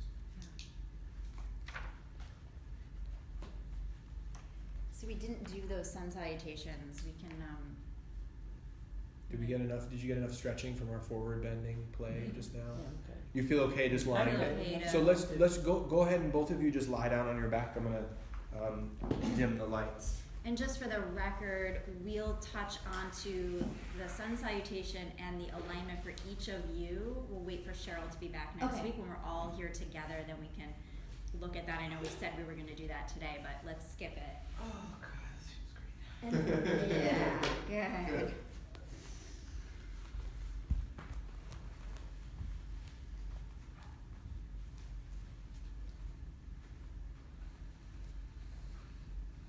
Oh yeah. What's this one?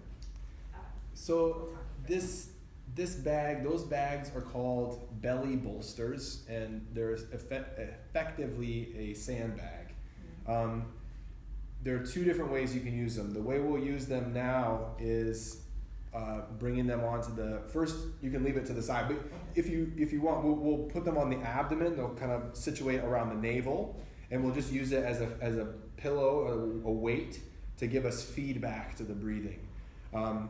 You can use them in a different way, which is to put them on the ground, and I'll show you how to do that once we're finished with this.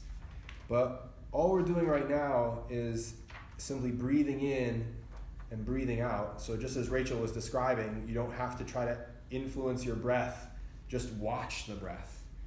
And sometimes it's actually hard to do, to watch the breath without wanting to participate or influence it.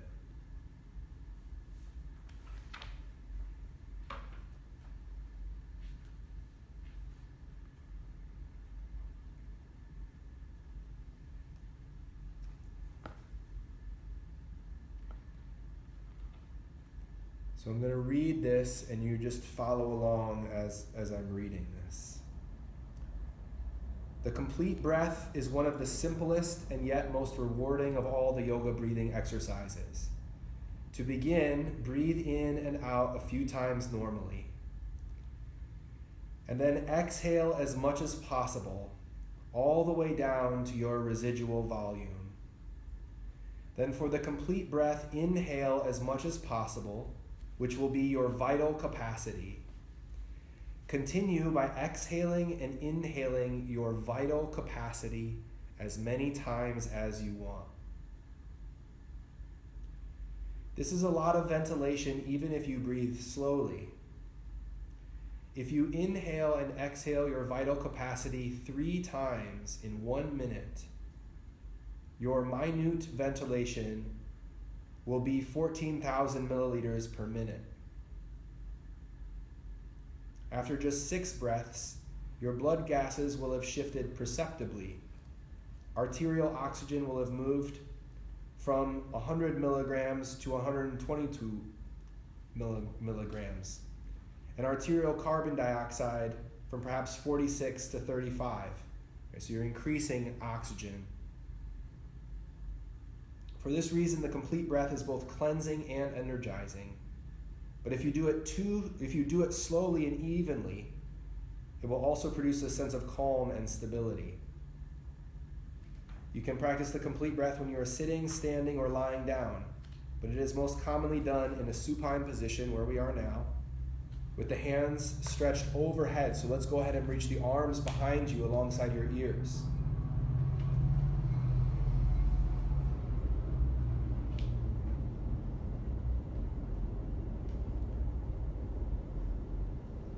You can also try filling the lungs from below, meaning to expand the lower, then the middle, and finally the upper parts of the lungs. And then you would exhale from the shoulders, from the ribs, and then from the belly to complete the exhalation. A common and less extreme variation of the complete breath is to simply inhale and exhale your inspiratory capacity instead of your vital capacity.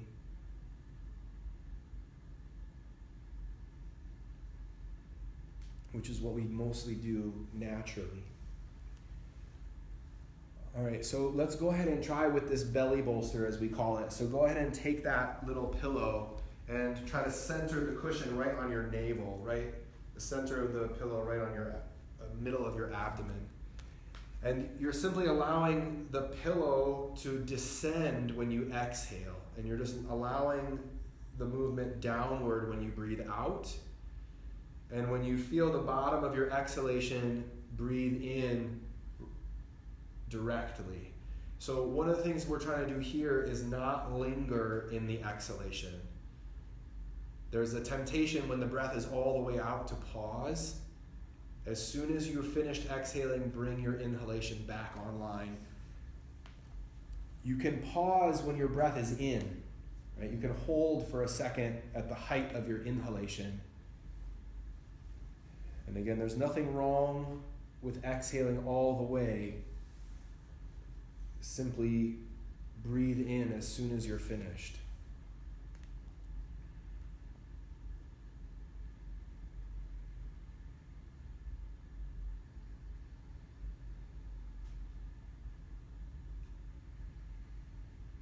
And we'll just do this a few more breaths, giving you time to observe on your own the effects and the influence of your breathing.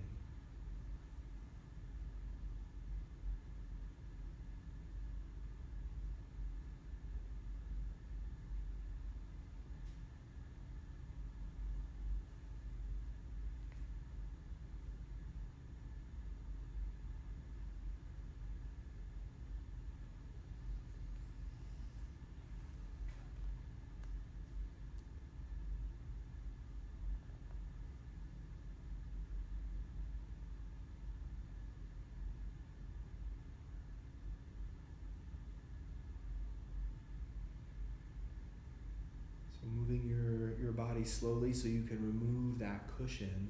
So just set it to the side, and we'll take just a few more breaths without the cushion. So it's also interesting to note the absence of that little weight on the abdomen. You don't have quite as much feedback, but you can still sense what it was showing to you.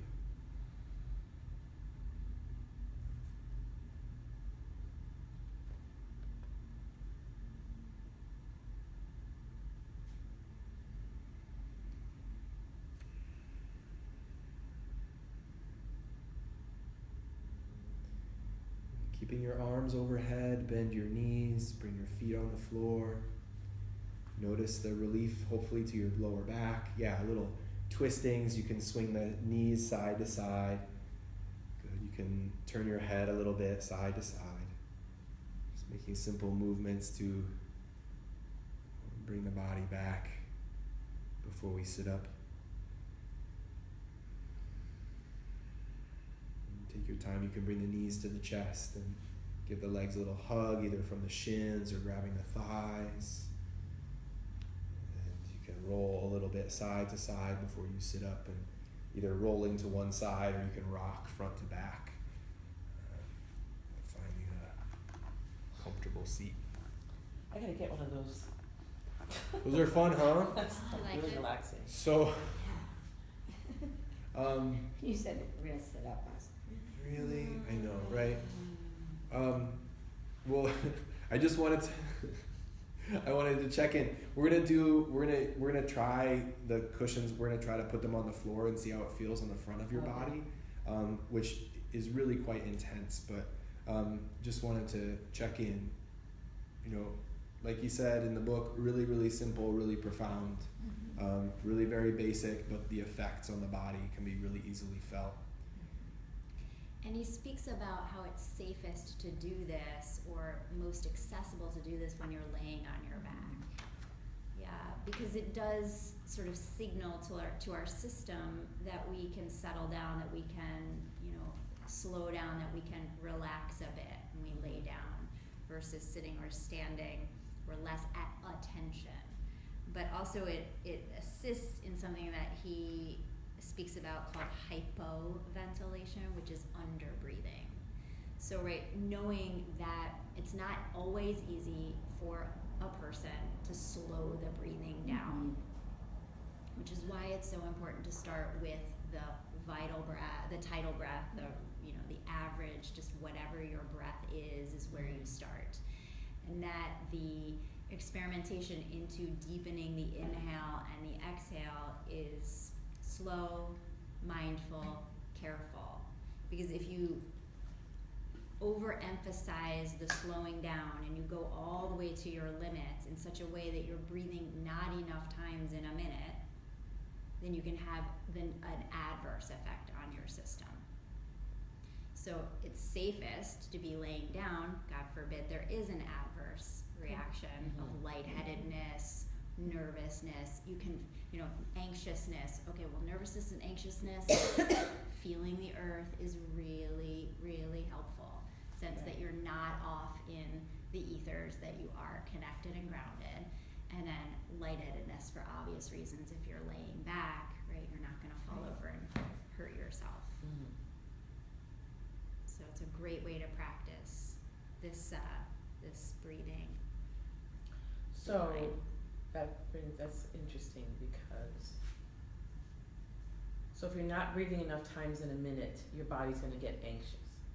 Correct. So one of the things that's happening is we need, and he says this pretty clearly in the book. He says we need carbon dioxide in the system, right? We need that balance of the gases.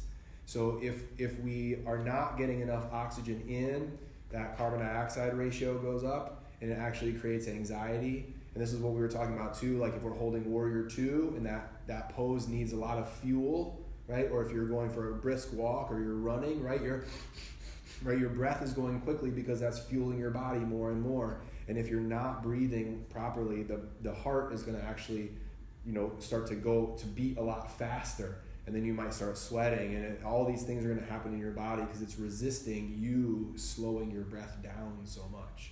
Right? So it is possible to slow the breath too far down, right? And in which case you're just not getting enough exchange of those gases, or you have too much oxygen in your body and not enough carbon dioxide, which is usually seems strange. Like, wouldn't we want to just pump the breath? Wouldn't we want to just, and you know, we see the athletes, they get off the field and they're inhaling pure oxygen, Yeah. right? They're just breathing in pure oxygen. Elite athletes are going to be able to do that because their respiratory systems are so finely tuned. But for us, right, that's either going to be too much, or we might have, like Rachel said, the body's going to revolt and say something is fishy going on here, right? Yeah. So should we not be breathing so deeply when we're doing yoga then? It really depends on what the type of yoga is that you're doing. If you're doing a bunch of quick sun salutations, your breath should be on pace with the movement that you're doing. If you're doing like what we call a yin practice or restorative practice, where you're laying around and lounging on bolsters and props, your breath can be really slow, your breath can be long, and it's hard to bring yourself to that state of breathing too slowly, but it's good to know that it's there, right? That's the point here, I see right? what you're saying. Yeah. It would be difficult. You'd really have to work to slow your breath down that much. Okay. And if you're able to do it, usually you might have been practicing all the different breathing exercises, so your body's prepared for that slower, longer breath. Yeah, it's less likely that someone will slow their breath down to a dangerous point, and conversely, we're going to talk about hyperventilation, which that you might see more regularly with the next, when we get to Kapalabhati breathing. Right. But I have never, in my experience, found anybody Who could slow their breath down? slowing their breath down so far that they've passed out or had that was negative too effects. slow, Yeah. right? That it was Yeah. too slow. Yeah. Yeah. But again, knowing that it exists is just You important. probably have to be really advanced in whatever. Yeah, I mean, think about if you were running around the block 5 times and you were trying to breathe with your vital capacity, right? Right. And you're sprinting, right? You just can know, right, just from talking about it like that, your body's not going to get the fuel to the muscles that it needs. Right, it's a very uncoordinated way to breathe and move. So in some ways, right, a little bit of information is dangerous, right? Too much information is dangerous. You know, it's like sometimes it's better to just let's go through the sun salutations and breathe normally, right? Yeah. Because everybody's then going to say, I'm going to breathe however I need to be breathing in my sun salutation. Yeah. If you, You really can't make yourself breathe differently for any length of time anyway. Right. Your body's not going to let you do that. Yeah, it's not going to let you do that. Yeah, the automatic system will re-regulate you over time. And this happens in meditation. You might start out, deeply breathing and sitting and really conscious of that, but eventually you transcend even that breath control as you transcend into the other realms and really come into that meditative state. Yeah, it's a good point. Very good point, Tori. Hyperventilation, right? We used to use the bags, right? And he even gives the example in the book about hyperventilation, and you can use that bag. But he also says you can do what you just did, which is lie down, reach your arms over your head, and take slow, calm, gentle breaths to balance that hyperventilation out, right? And as Rachel mentioned, it's usually Kapalabhati and Bhastrika, right? Right, that's going to cause that hyperventilation, right? You're expelling too much, right? Yeah, because you're manipulating that exhale, or I shouldn't say manipulating, but working with that exhale on the Kapalabhati and the Bhastrika breath. And if we're not careful enough to let the inhale come in as it needs to, then we're over exhaling, and then we're increasing, rebreathing our exhale. We're lowering our blood carbon dioxide. Yeah, and so by rebreathing into the bag, we're rebreathing our exhaled carbon dioxide and re-regulating those blood levels.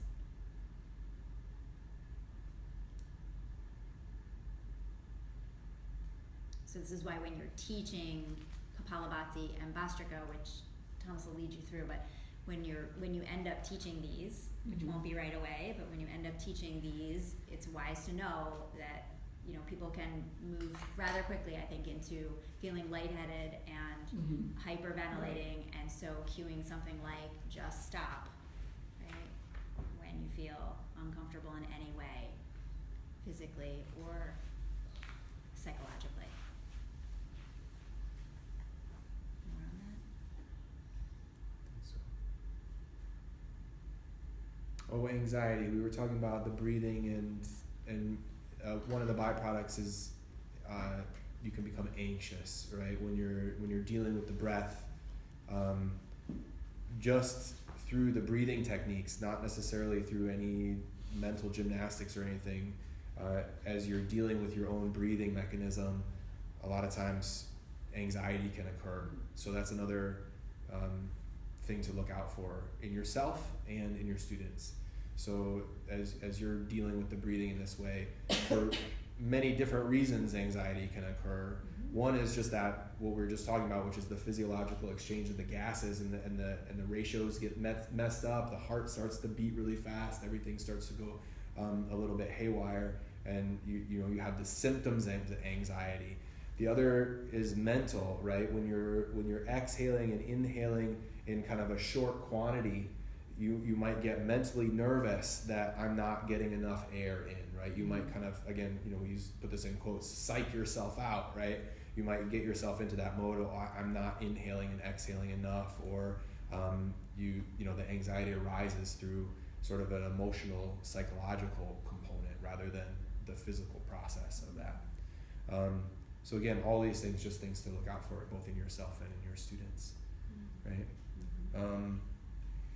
And this is that's to oxygenate the blood. Why is what's the use? What's the purpose of Kapalabhati and Vastrika? So we're cautious to say that it's oxygenating the blood. I mean, he gives you, on page 118, he's giving you the breaths, and he's got this wonderful chart with the breathing capacity and, the volume of your lungs. And he's talking about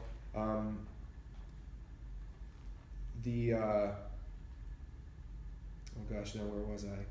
He's speaking to the volume of your breath, and then the amount of activity. He calls it minute ventilation and alveolar ventilation, and you're essentially making the lungs more available to the oxygen in the breath. That's really the effect of the action of the technique. To say that you're oxygenating the breath, that's kind of a byproduct of the technique. It's like a bonus, or it's a symptom of doing it properly. But what we can really say is the effect of the technique is that you're opening up the lungs to be more receptive to the breath. I know it's kind of splitting hairs, right? Because they go together, like chicken and egg, right? They have to. If you're opening up the capacity, you're going to get more oxygen in the bloodstream. But to say that the breathing exercises purely oxygenate the blood, people take issue with that. There were a couple articles that were written. There's this one guy, I forget his name because I think I blocked it, but he wrote an article called How Yoga Can Wreck Your Body. And it was published in the New York Times, and he wrote a book, and it's essentially all the pitfalls, which is a worthwhile thing to study, right? I remember that. Do you remember the guy's name? I don't, but I remember he was talking about various injuries, particularly like hamstring injuries. Yeah, hamstring injuries, and then of course neck injuries that can result with shoulder stand and headstand and all these kind of things. And it's absolutely the way that yoga is taught and practiced. It can be a very haphazard sort of affair. And you get students that are overzealous, they're ignoring the teacher's instruction. You've got a class with 50 people, and how are you going to account for everybody? Somebody's going to get injured. And so, you can capitalize on that, I guess. So he wrote this article. It's very well researched. It's very well presented. And he speaks to this claim of the breathing oxygenating the bloodstream or improving the capacity of your lungs and all that kind of stuff. And they did the whole study with Navy Marines on their breathing capacity, and they found that these breathing exercises don't actually improve your capacity. But what they do is help you to open up the lungs in that moment, so that the breathing that you're doing after, so if you go through Kapalabhati, you know, you're doing the technique, couple rounds, and then the breathing that you do afterwards is going to be more effective and more nourishing to your body. That we can say is true, but it's kind of a long way to say, you know, these breathing techniques, we have to be careful about the claims that we're making, what they're actually doing for your body. This chapter on breathing, I think, is probably the best piece of evidence that we could give to you for what and why for the breathing exercises. We're working on the capacity of the lungs, oxygenating the bloodstream, nourishing the muscles and the skeleton, and then also influencing the nervous system. And that, again, is one of the main reasons for the yoga practice as a whole, right? Is central nervous system, and that putting that in balance, putting the central nervous system in harmony, then translates to everything else being more or less in harmony, depending on, you know, how well that system is balanced. So anyway, I apologize for the long answer. No, but I appreciate that. I wish I could say, because I used to say that. You know, I used to say, oh yeah, you know, Kapalabhati is going to improve your lung capacity and blah, blah, blah. And it deserves a little bit of a longer explanation than that. So, but does it also like kind of teach you not to have a panic attack? Because like going on a roller coaster, you're scared and then you're okay. Oh, that wasn't that bad. Right. It's like facing your fears, you mean, kind of, in that sense? It Absolutely. Does make you like, it's going to make you a little like, okay, woo, jittery. It's certainly a place where you can turn your focus to observe the reality of what's happening for you, whether it's physical or psychological. Right. Yeah, so that if you are feeling a little nervous, you can say, man, I am worked up and my breath is shallowing, and I'm worked up and my breath is shallowing, and just by paying attention, there's a shift. Again, there's that acknowledgement of what is happening for you, and then it's not a bad thing anymore, it's just what's happening. Right. And then you can work with it. Exactly. You know, how much can I influence and how much can I not? How much am I just really scared to death about this roller coaster, and I'm gonna make it through by taking a couple of shallow breaths and holding on real tight and knowing it'll be over, screaming, right? Yeah. Right. And I don't know about you. I'm sorry. No, go ahead. But often, sadly, I'll go in the bathroom and I'll find someone having a panic attack. Yeah. You know, and they're, you know. Yeah. The worst thing you can say to someone having a panic attack is, calm down. Yeah. Right, but I'll just be or like, even take a deep breath. Really? I honestly, Oh, no. I hate to say it. I was like, hold on, I know this is gonna. Yeah, I know. You two have this moment. And I could be wrong here, so I'm speaking from my own personal experience. But right, the most powerful thing, hands, eye contact, and you take a deep breath. Right? Me. You. Right. Yeah, no, I do Take a too. I deep do breath. with them like but that. not saying take a deep them. breath, but holding and taking a deep breath. Well, sometimes I just go. Right? So Yes. my autistic kid, when he starts like going like this, I'll go, Amen. Right. And he'll go, Right. Right. Exactly. It's the modeling. Exactly. right. Because in the model is the acknowledgement. I mean, I've read articles about parenting. You know, when a child starts to, if you go, a lot of times they stop making the face because you got the message. Yeah. There isn't a need for it to, Well, and it to takes accelerate.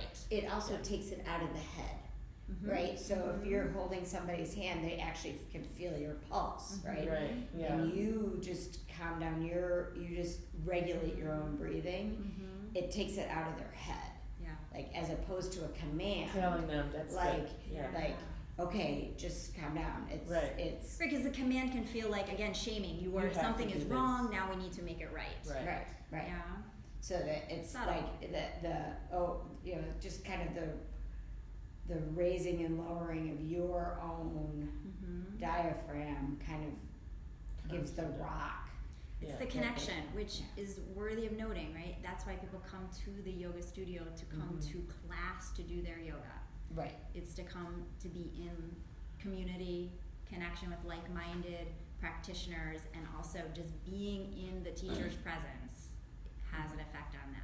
Mhm. And so that's why if I can take the deep breath as the teacher, then the student often will take the deep breath. You know. Right. Good point.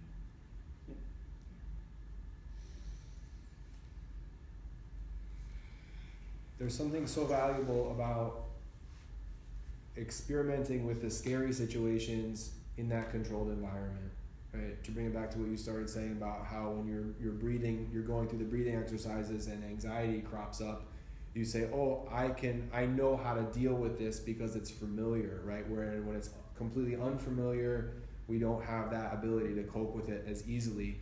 And new things come up constantly in the meditation and the yoga practice, the asana practice. You're constantly discovering new things that you're trying to integrate into what you're doing. And certainly the breathing is that way. And some of the things we're trying to integrate are the what do I do with this emotion, right? Because you're doing your, and all of a sudden you get really angry or you get, really sad, right? And that emotion rises up. And if you don't know that that's going to happen, if nobody's told you that that's a possibility, you might say, what's wrong with me, right? What's going on here? Why is this happening? But to know that that's a very natural occurrence, that you're kind of stirring up some of that, emotional residue, or, the memories and the, all of that through the body, right? It's coming up and you're saying, okay, I can deal with this now. And that's part of what they're describing in the Yoga Sutras, right? When we bring things up from the past, we can then deal with them on the surface of the mental lake and then sort of be done with them potentially. But, if they're just left down at the bottom, we might not ever even know they're there. So it takes brave souls to practice yoga, really, right? Because you're intentionally putting yourself into spaces that are going to trigger you, right? That are going to push your buttons a little bit, or a lot of it.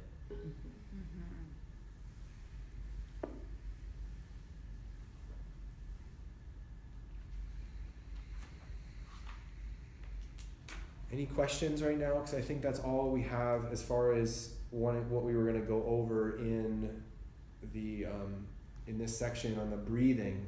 There's obviously a lot more. Are we going to practice those two? Yeah, we're going to Okay. practice Kapalabhati. We're going to practice Bhastrika, and I'll describe the differences between those two techniques, and then we'll do a little bit of please, and then we'll.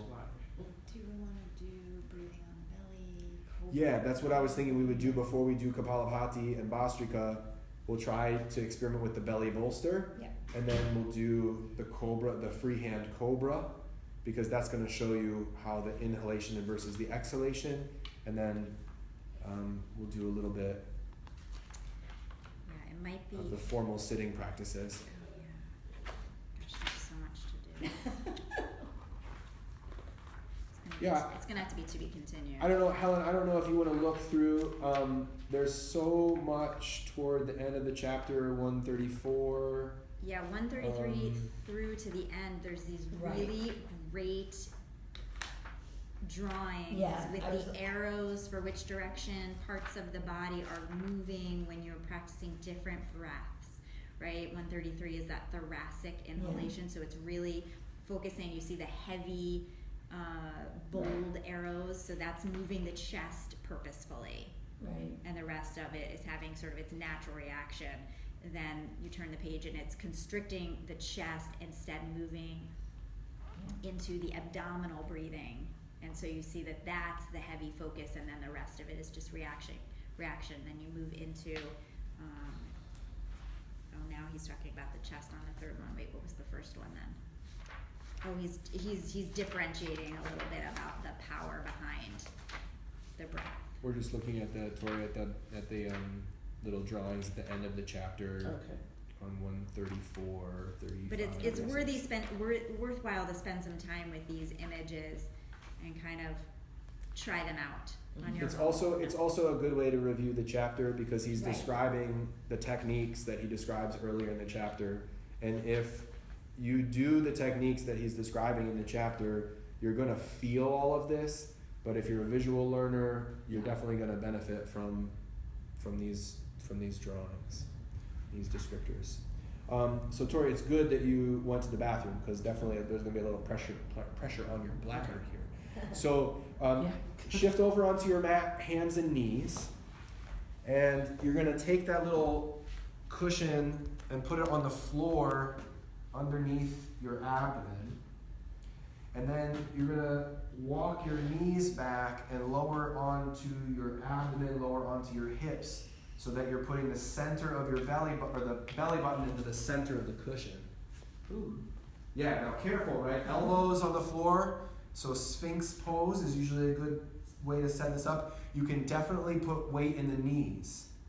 Now, when you breathe, you're trying to incorporate the cushion. You're trying to incorporate the bolster into your body. Okay. So that you're allowing, again, when you exhale, you're allowing the abdomen to sort of absorb the bolster.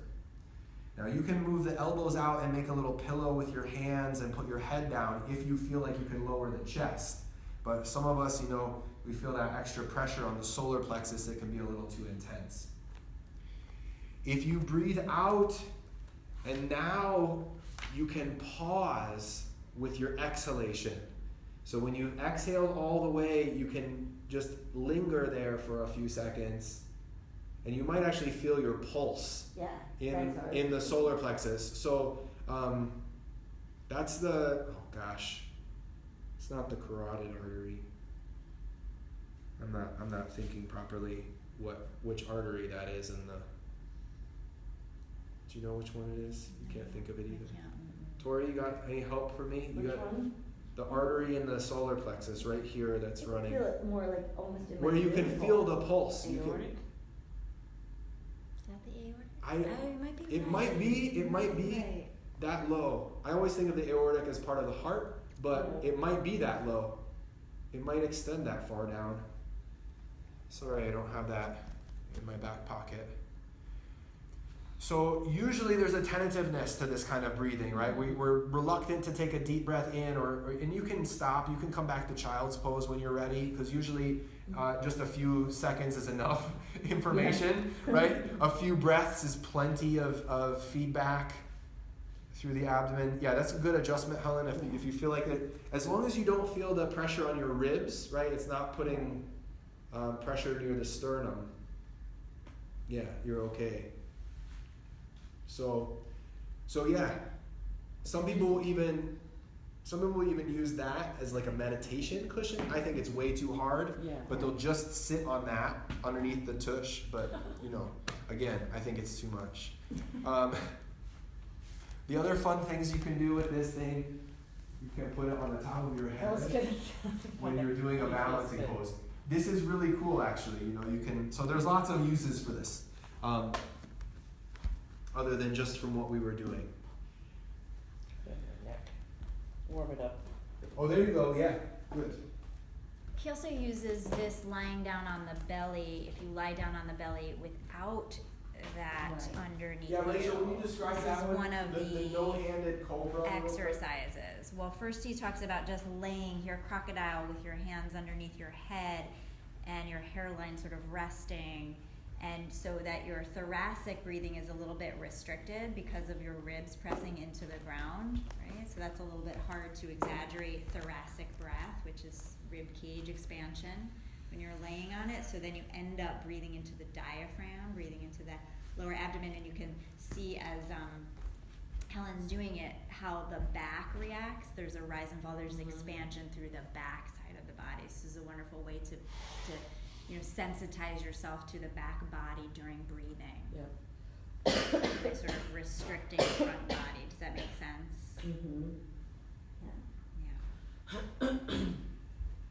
And so this is why when we're sitting in meditation, we're not sitting against a chair. Even if you're sitting in a chair, you're slightly away from the back of the chair so that you're not restricting the expansion of the back. So the breath is all around the center.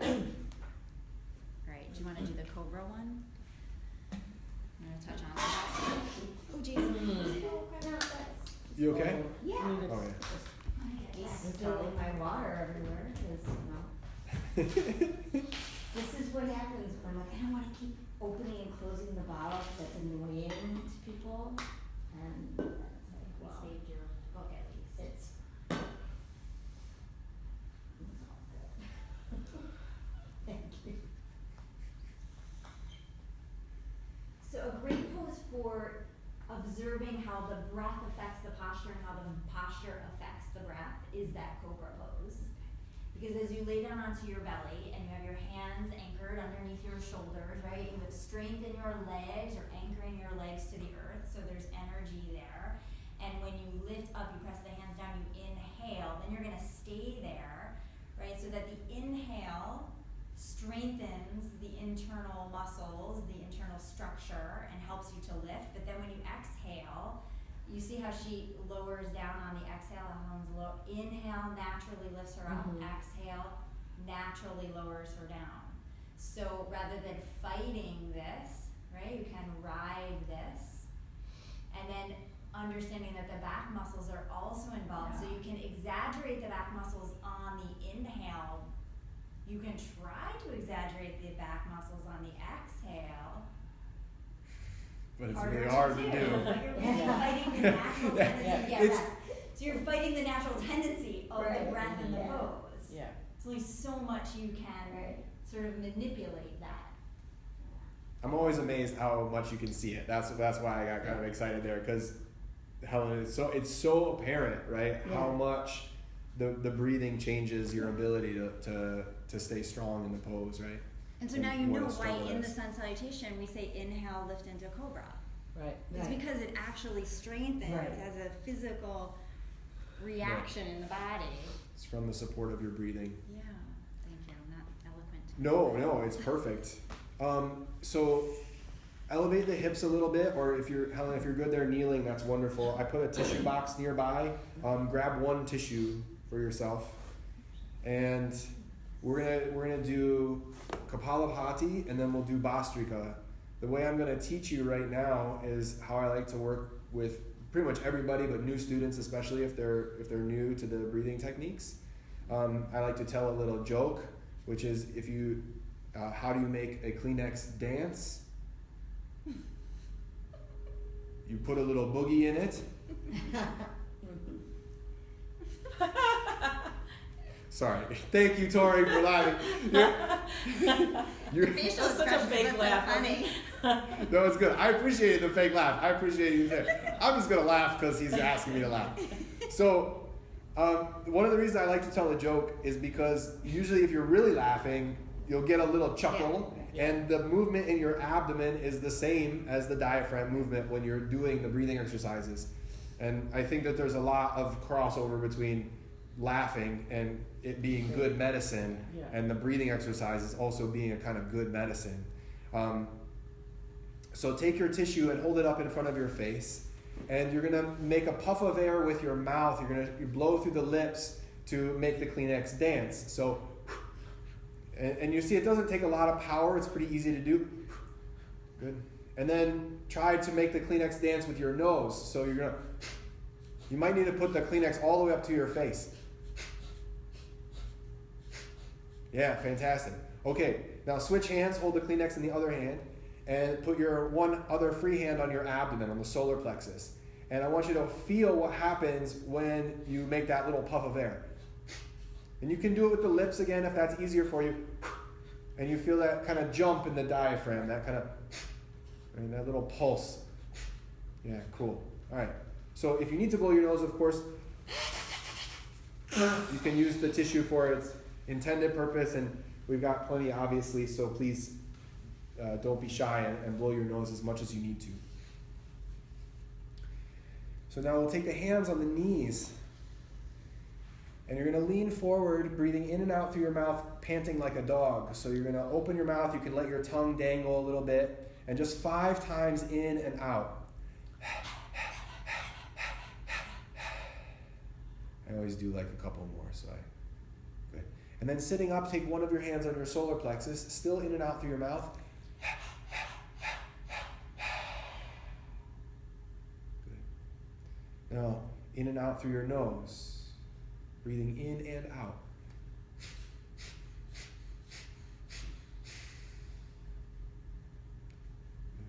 So you can relax your hand.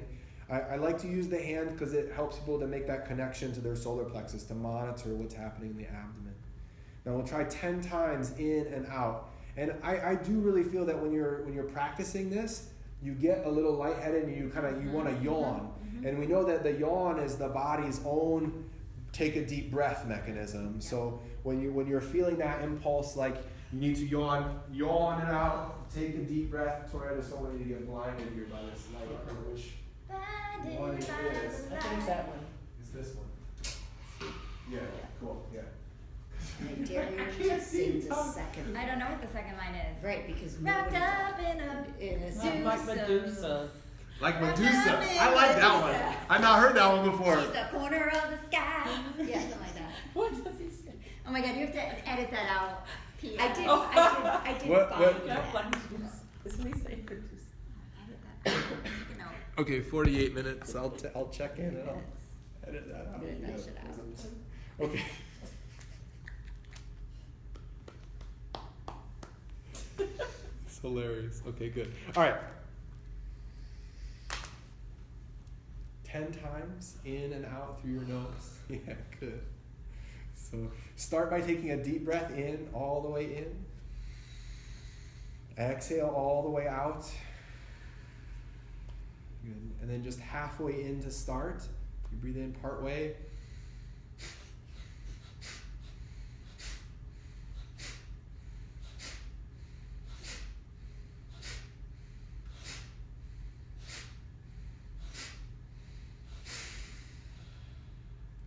Just breathing naturally.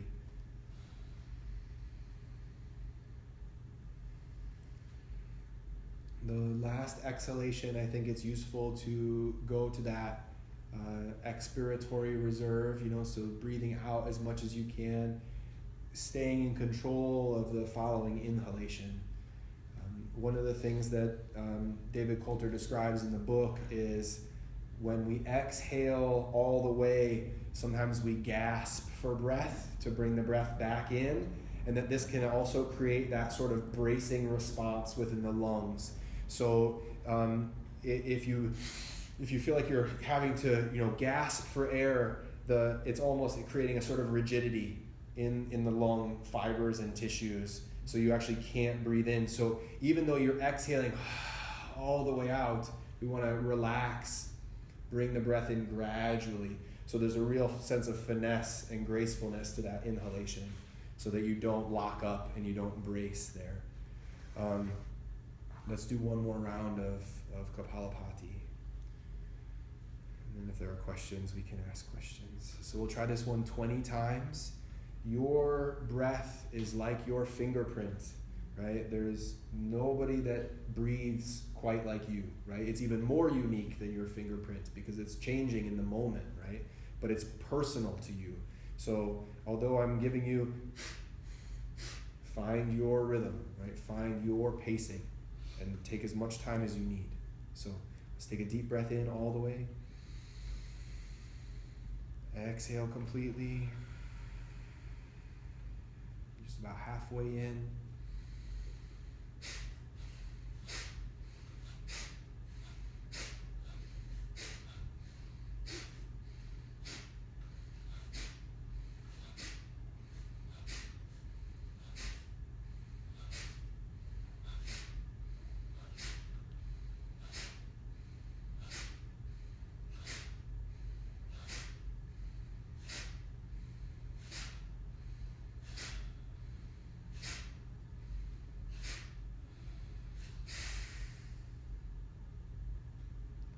Breathing in, breathing out.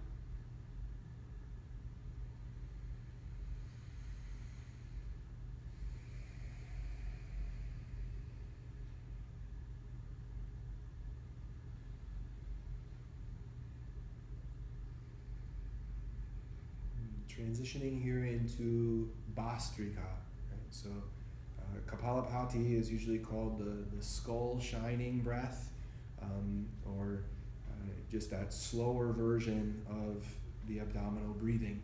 And then Bhastrika usually is the one that's called bellows breathing, and it's a little bit faster, or usually, things like breath of fire, bellows breathing, these things get sort of conflated.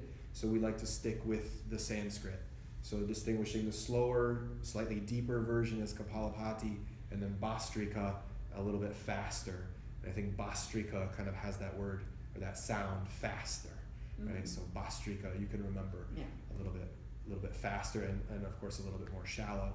And I like to, again, with kids or with first timers, we start with Kapalabhati and then get gradually faster to blend it into Bhastrika, and we call it the choo-choo train breath. So if you listen for just a second, it'll make sense.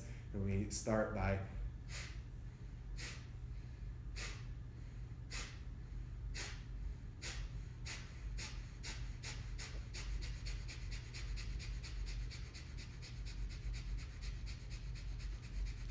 choo-choo.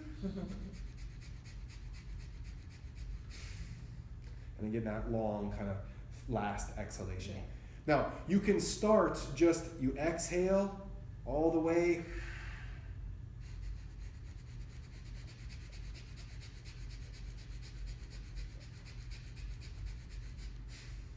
And that's just doing Bhastrika, right? But the mechanism of Kapalabhati that can kind of gradually ease you into it. Questions? Being careful that as you do speed up, just like a speeding train can kind of run away. Off the so rails. Can run off the rails, yes.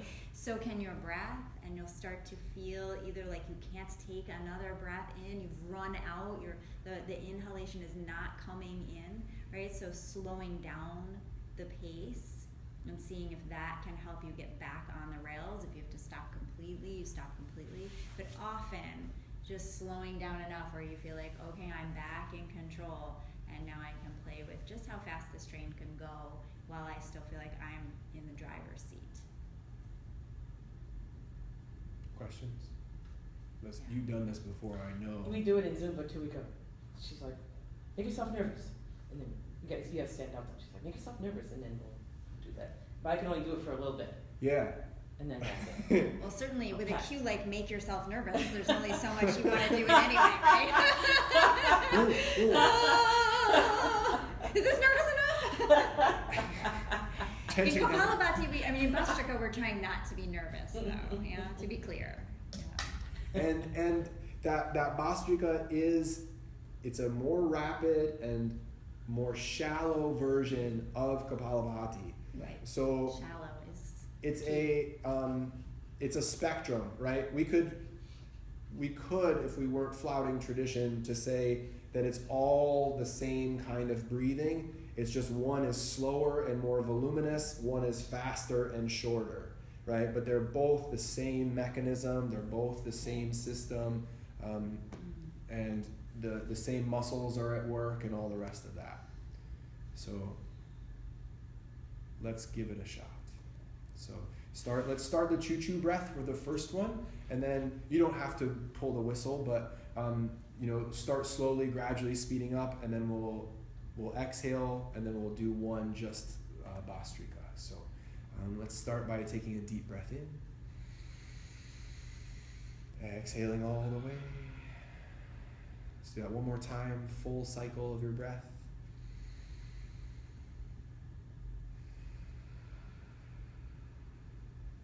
And again, just halfway in to begin.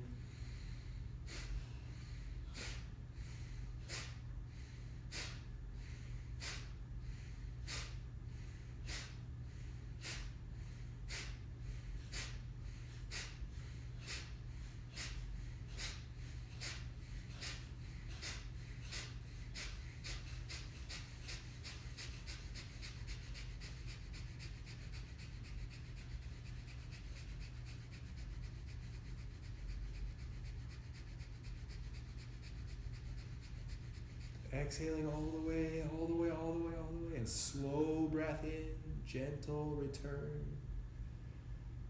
Just breathing naturally.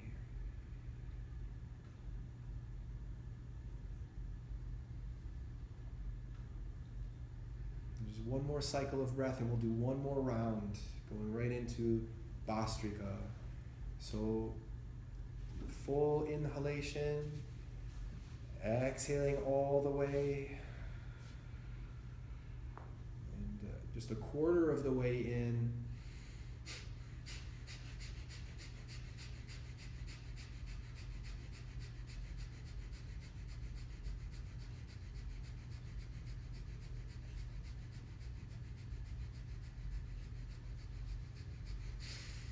Exhaling and inhaling.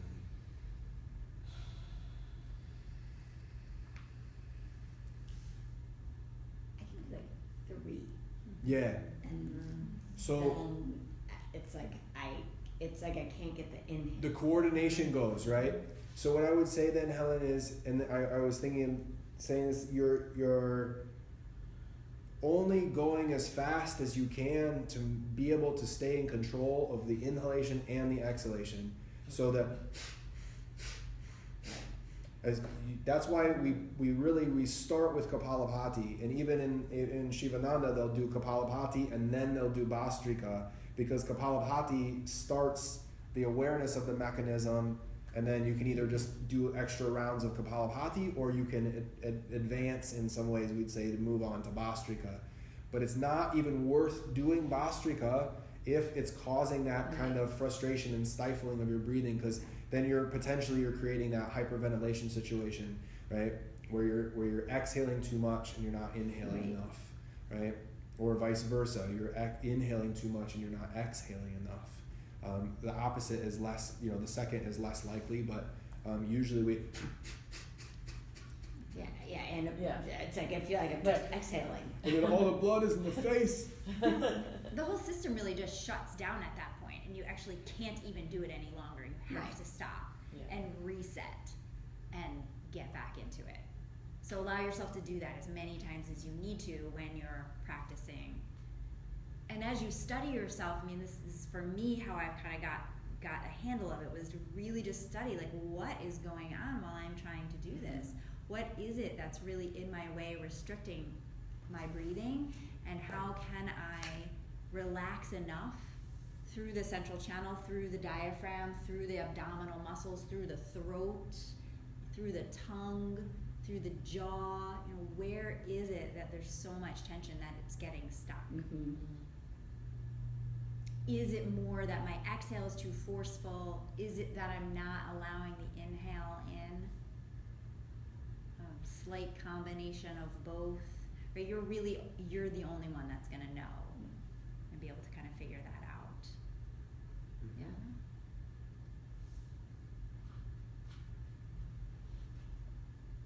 This is the misconception, is that Kapalabhati and Bhastrika are all about the exhale. Right.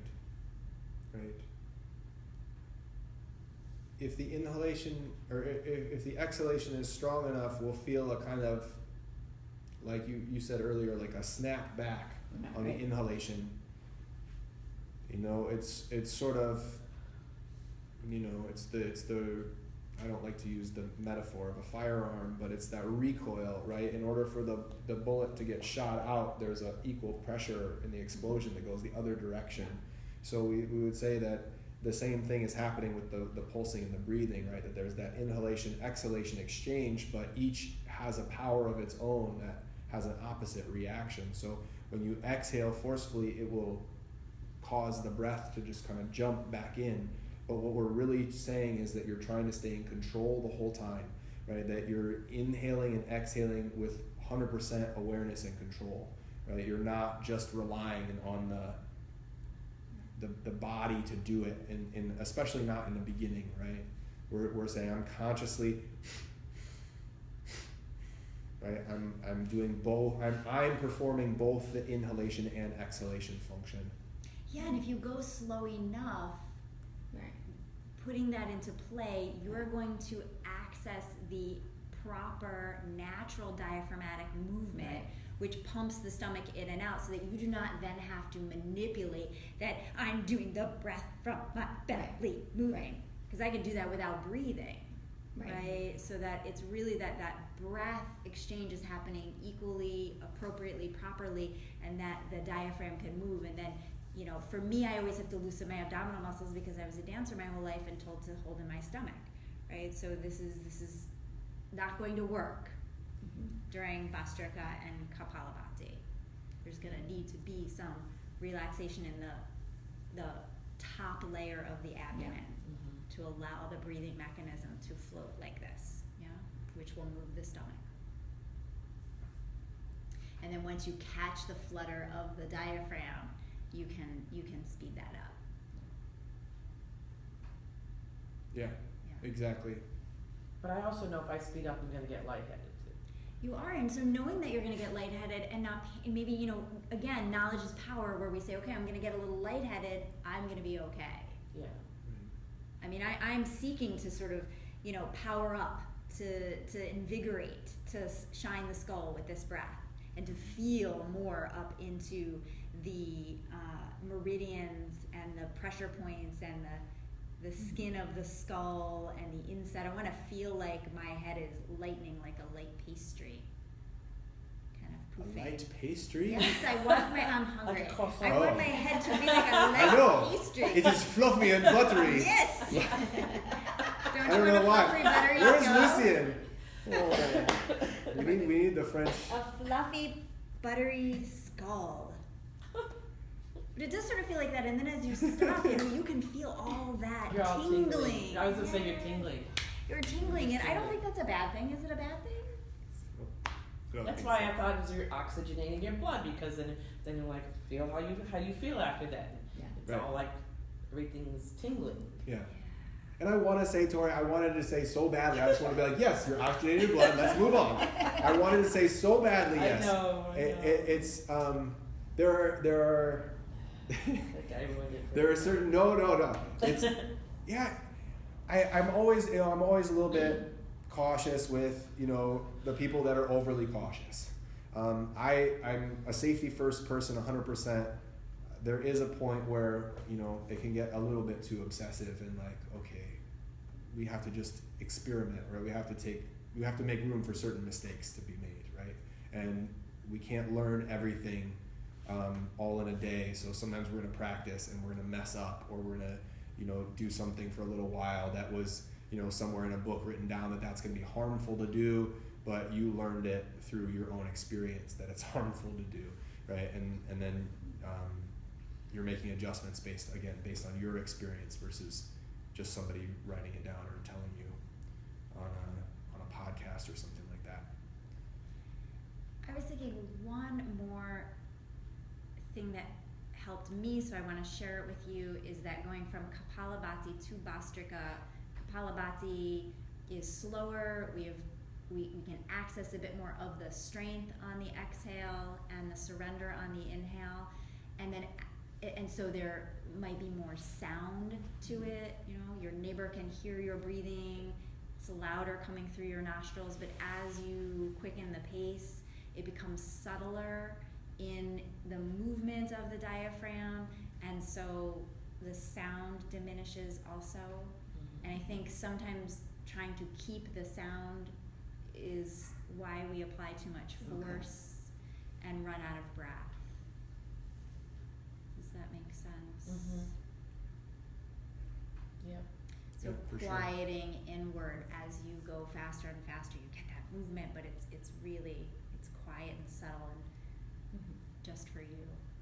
Less presentational. Kapalabhati is a little more presentational in nature. So see if that helps when you're practicing at home.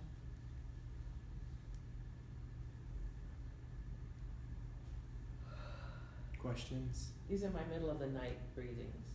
That one and this one.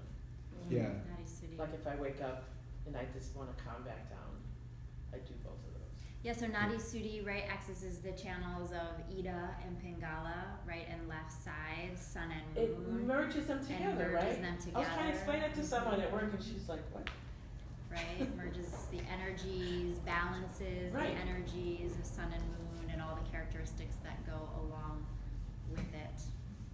Yeah. So it is a wonderful breath when you are experiencing anxiety, as long as there isn't a forcefulness of application, right? So a respect to the state that you're in when you're anxious, and then can you close one, close the other, and start to rebalance and go from feeling scattered and out of control to centered and in control.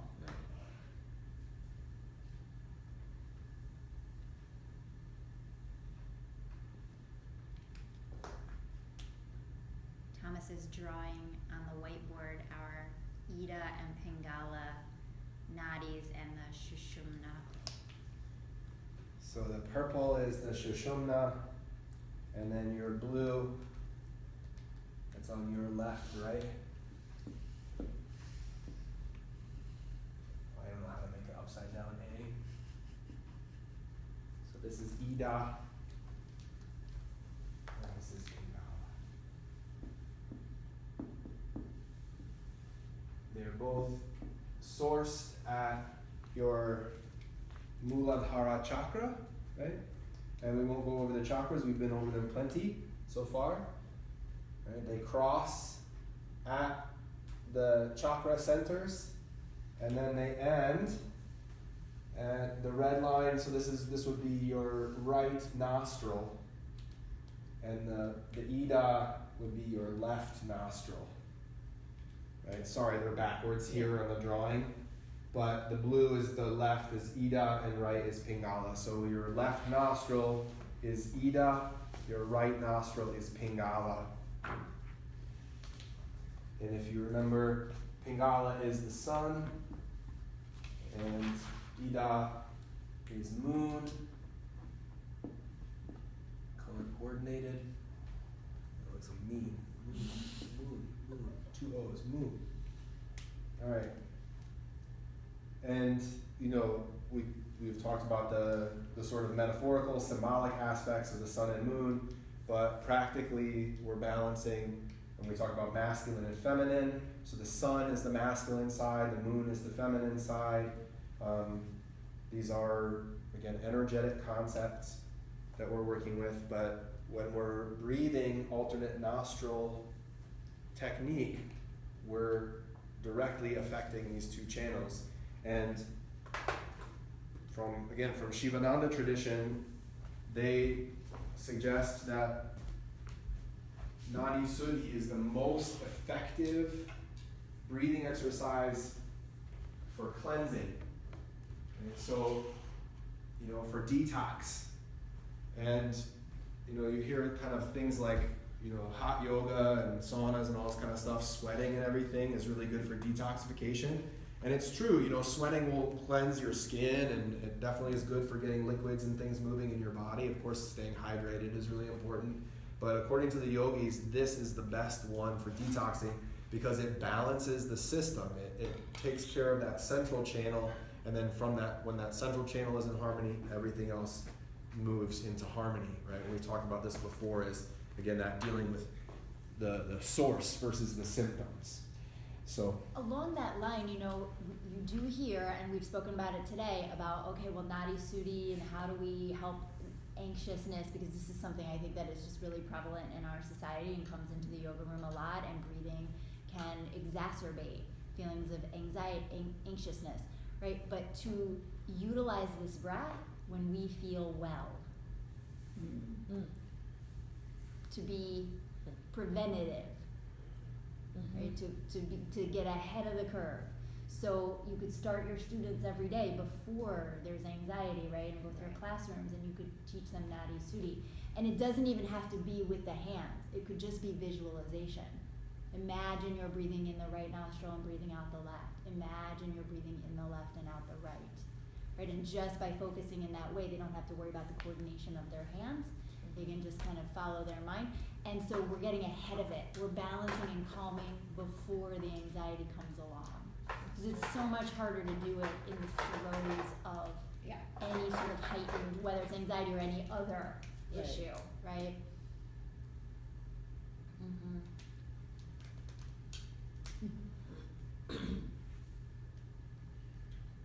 I'm just making a little rainbow because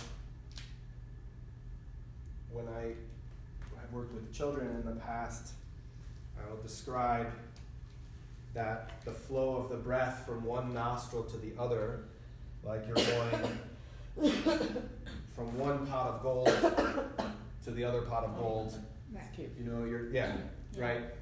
You're traveling along that little line. So, And it isn't lost on us that at the crown chakra, the top of the Sushumna and Ida Pingala meeting is white, which incorporates all of the colors of the rainbow. So it's the rainbow expansion pure white coming light. from the base, which is red, and as we travel up the spine, each chakra adding to the rainbow till we get to the top. So it's not lost on us, right? It's all connected.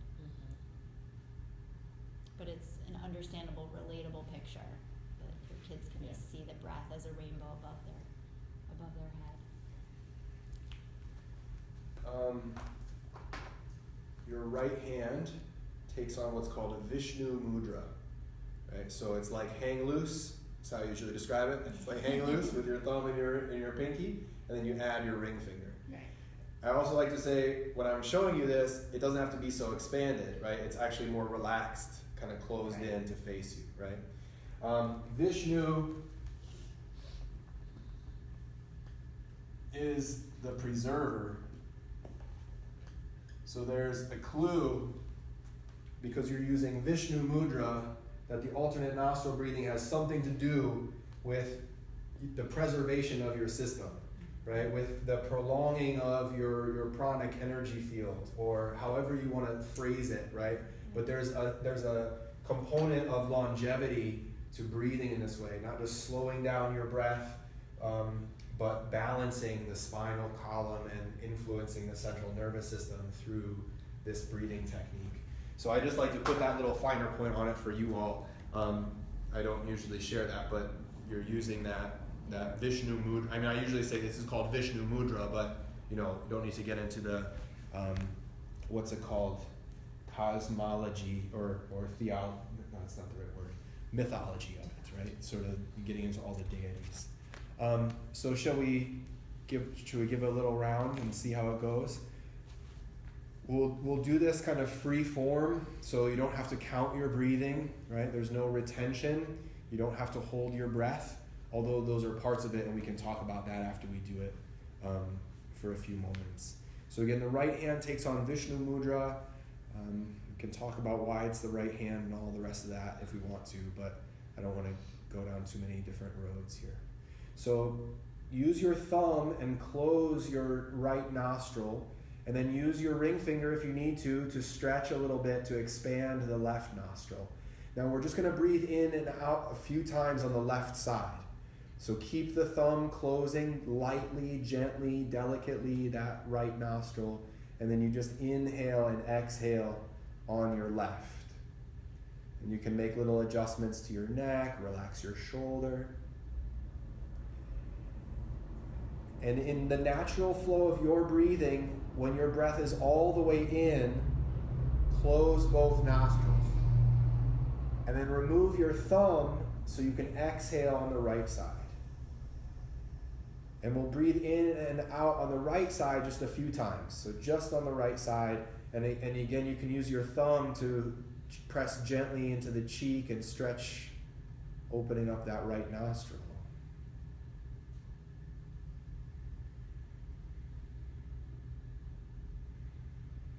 Next time your breath is in, hold your breath for a second, close both nostrils, and then remove your ring finger to exhale.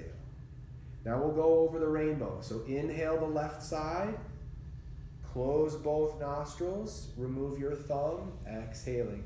Now you're on your own. Right side inhaling, close, and switch, exhale.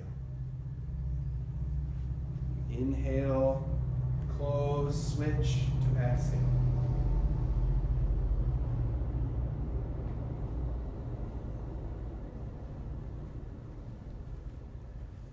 Just do this for another minute. I'll ring the bell when we're finished.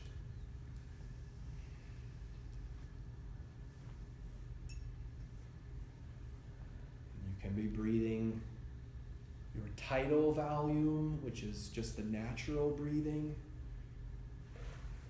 could be breathing your vital capacity, which is the full distance of your inhalations and your exhalations.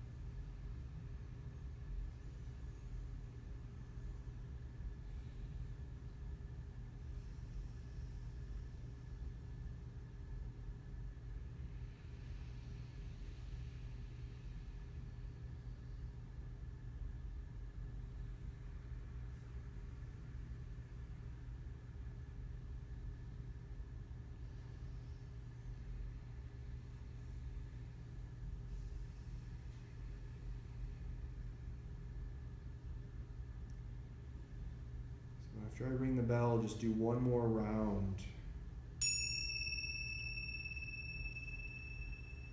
So your last exhalation is through the left nostril.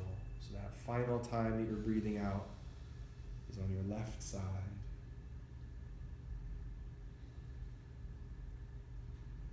And then just relax and breathe naturally. Relax your arm, shoulder resting. If you need a tissue, obviously.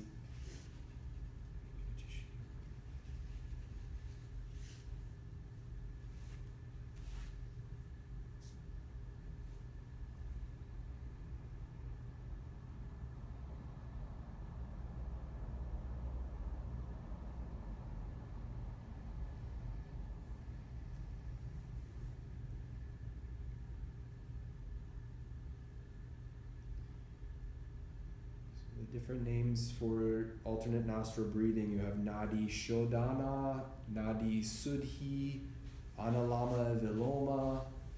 These are all Sanskrit for the alternate nostril breathing. We use Nadi Suddhi or Nadi Shodhana because the words are cleansing of the nadis or the purification of the nadis. And when we're talking about the nadis, again, we can reference Ida, Pingala, and Sushumna, because these are the three main nadis. These are the three primary channels that we're working with. Now you have anywhere from 72,000 to 153,000 nadis in your body, and some people say they extend beyond your body into the auric field, right? Because they're energetic pathways, but we're dealing with the nadis, so that's why we like the Nadi Suddhi or Nadi Shodhana techniques, or to use those names, I should say. Always referencing that we're dealing with those subtle energy channels, but those subtle energy channels we could think of as kind of a blueprint for the physical body. So the Sushumna is an energetic blueprint for your central nervous system, right? The Ida and Pingala are, a blueprint for, your two nostrils. Right? So, questions about the technique or anything like that? I'm thinking more about like a breathing practice. Mm-hmm. So, incorporating multiple techniques together, not. Right, how to set it up. So, right. Okay, so let's say Even just for myself. for your morning practice, you go through a few sun salutations, you do your asana practice, maybe 45 minutes, let's just say, just a nice round number. You do your asana practice for 45 minutes, and then you sit down and you do your breathing exercise. You do 2 rounds of Kapalabhati, 2 rounds of Bhastrika, and then you might do 5 minutes of Nadi Suddhi. Okay. Yeah? And you would do them in that order, because Bhastrika and Kapalabhati are going to be more invigorating, they're going to be more vigorous, it's going to be a little bit more ramping up the system, and your Nadi Suddhi is going to be much more soothing, calming, right? It's going to tone things down, it's going to bring you down, and it's really, and then you might rest for another 10 minutes in Shavasana, Okay. right? Obviously you can scale those time ratios down. or up, but that would be sort of that's how I was taught Kapalabhati, Bhastrika, Nadi Suddhi, and then relax, right? Or sit in meditation. Yeah, that order. A friend of mine has a deviated septum, right? So they don't really have a left nostril. You know what I mean? So in this case, what Rachel was suggesting, the visualization of the breathing across the rainbow is really, really effective. Right. So even though you physically cannot breathe through one nostril, you're still able to imagine the energetic flow. And I don't know if I was drawing, so I don't know if you mentioned this. The movement from right to left, it's going over the crown, but it's also moving through that third eye point, right? So you can actually imagine, from one nostril up through to the third eye, kind of crisscrossing there at the sixth chakra. So that's another way to work with the method, right? Other contraindications or? Well, I was just thinking that as Thomas is talking about, you can feel, and recognize easily that this breath deals with the sinuses and that upper area of the body. As you practice it, I believe you can sensitize yourself again to that diaphragmatic movement. You can feel the depth of this breath as well as the opportunity to sort of, clear out mucus and open up third eye. Can also ground and root all the way down. Other questions? In the book, he talks about these ratios of 1 to 2 or 2 to 1 breath. Mm-hmm. So these are manipulations of your inhalation and your exhalation, right? So you might breathe in for 4 and breathe out for 8, right? Or you might, now this is more common, a longer exhalation, right? You could do a longer inhalation and a shorter exhalation. But again, this is rare to do it inverted this way. Right? This is more relaxing, the longer exhalation. The shorter exhalation is going to be a little bit more stimulating. And I don't necessarily know that it's going to be stimulating in a good way to lengthen shorten your exhalation. But you can certainly do it. So this is breathing in and out. You also have a 1-1-2, or we could say a 4-4-8. So we're breathing in for 4, holding for 4, and then exhaling for 8, right? And of course you could do 8-8-16, right? Which is, right? Inhale for 8 seconds, hold for 8, and then a long exhalation of 16. And of course you can work up to this, right? You can inhale for 3, exhale for 3, inhale for 3, exhale for 6. Right? You just double your exhalation. This breathing ratio can then be applied to your alternate nostril breathing. So that's where I learned at Shivananda Ashram, right? You breathe in for 8, hold for 8, exhale 16. Inhale for 8, hold for 8, exhale 16. Like that. Right? So these are the ways that the breathing ratios can be applied. The 1 to 2 or 1 to 1 breathing, right, is the simplest, with the exception of the first, just lying on your back. What does he call that? The complete breath. Complete breath, right? Mm-hmm. Aside from the complete breath, this is like one of the simplest, best breathing techniques you can give to somebody. In for 3, out for 3. Just that simple. Or in for 3, out for 6. And just leave it there.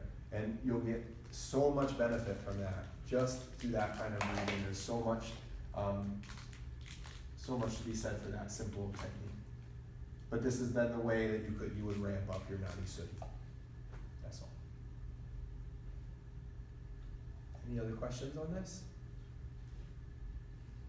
there's so much, right? Because your breathing is everything, and you're always breathing in every different position, right? So how is the breath going to be different in triangle pose versus like we talked about in cobra pose, or what's the breathing like when you're doing a headstand? All of that is why we practice. Right? That's why we do that.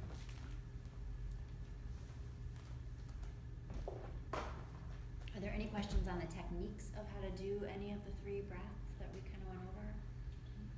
Just so that you can go home and practice and play around and come back with more questions. And the way I was teaching you is exactly how I would teach in the class. Use the tissue, use the props, make a joke, whatever. Give people, break the ice, and that always helps. All right, so I'm going to erase just a little bit of this here. We talked about this last week. I just want to get to the last section on our itinerary for today, and I really think we had allotted an hour for this, but I feel like at this point in our day it's going to be a little bit too much talking about the koshas and the vayus, but you should know. Thank you. You should know that the kosha, K-O-S-H-A, you can just write this right on your little itinerary. The kosha is the energetic body.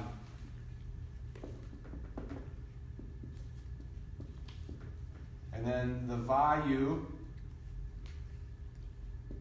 is prana or pranic, P-R-A-N-I-C, pranic, wind. Pranic wind. So the koshas we talked about as being sort of surrounding the body.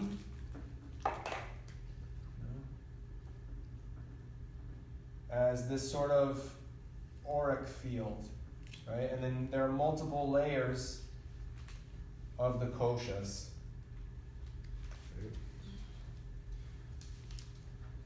And this is a whole other area of study, but we can touch on it now, and if you're interested, we can come back to it a little bit more. Your first body is the food body, we call Annamaya kosha, so this is your physical body. And then you have your pranamaya kosha, which is the energetic body that's fed through our pranayama. And then the next body is manomaya, which is the mental body. And then we have, vijnanamaya, which is the astral body. And then anandamaya kosha, which is what's called the blissful body. So you have all of these bodies all the time. And I say this, you can take this with a grain of salt, but you have all of these bodies all the time. We just don't necessarily live in those bodies, let's say, right? So we're used to living in the physical body. And we're used to living in the mental body. We might not be as accustomed to living in the blissful body, right? Into that kind of absorbed, meditative, divine consciousness type of state. So those are the koshas. And then the vayus speak to the way that the breath flows, or the energy in the breath flows. So I'm going to draw a little person with no neck, apparently. Not very nice of me to sit here and never drawing on that board and no, laughing it's at you. So this person's legs are crossed somehow, and their hands are in their lap. That's let's just awesome. say. Yeah. Okay, within the torso, there's kind of that division line at the diaphragm, and there's what's called prana, and this is kind of confusing because the vayus are the pranic winds, and they deal with the overall substance called prana, but then one of the 5 winds is also called prana. Okay? Do you understand why it's confusing? Does that make sense? Do you understand why it's confusing? Right? All of them are called prana, but one of them in the individual subset is also called prana. And then we have an upward movement of prana and a downward movement called apana. And those are the two main. So there's prana and apana.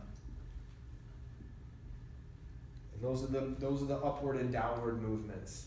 And yoga, if prana is always going up and apana is always going down, yoga is in some way it's saying, how do we bring them together? How do we merge the two movements of the upward and downward? And it's when these two are in balance that we actually experience that enlightened state, is when the flow of prana is perfectly aligned and calibrated evenly.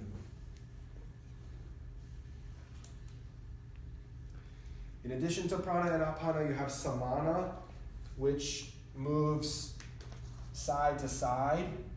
Right? It kind of goes left and right across the body. You have udana, which goes from the throat up to the head. And then dhyana, which sort of permeates the whole body. Right? This prana that expands through the whole system. And again, I know this is a lot, but this is kind of completing the picture of what we're working on with Nadi Suddhi and dealing with the three nadis in Shushumna, Ida, and Pingala. So, again, the 5 vayus or the 5 winds, and you have the 5 bodies. I apologize, I didn't give you the number initially. There are 5 vayus and 5 bodies, and they don't necessarily correspond to each other. So prana does not necessarily, right? Just because there are 5 of each, they don't overlap, but there are 5 of each. All right, and again, this is just overview, and we can certainly come back to this if it's of interest. This, in a sense, is its own, additional field of study, right? How the prana is working within the body. I can definitely recommend several books that are just dealing with the prana and all the different possibilities and effects that it can have. All right. I know I didn't give you a lot to ask about, but are there any questions about this? Why is this relevant? Is that, maybe not written, why is it relevant, but that it coordinates with what we're talking about, the breathing, the prana, all of this kind of fits together, right? I don't know if you can remember, but what you said when we were talking to each other about that progression from the body to the breath. Yeah.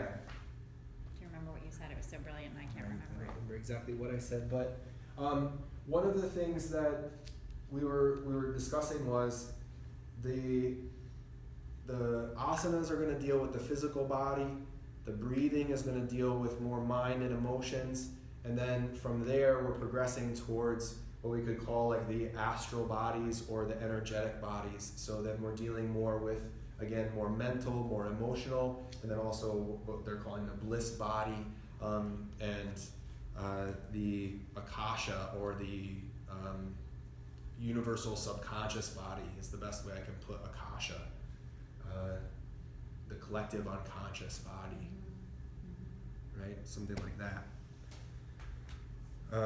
I know that's not the way I said it initially, but I think that's good enough for now.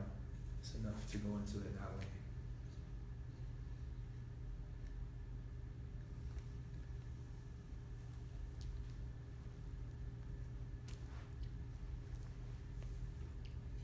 Helen, do you have a copy of your sutras? You do? Okay, awesome. Do you have a copy of the Oh, no, I sutras? didn't bring it because I didn't. I'll bring mine. I'll grab you one. Okay. Unless people have questions, I was thinking we could go into book 2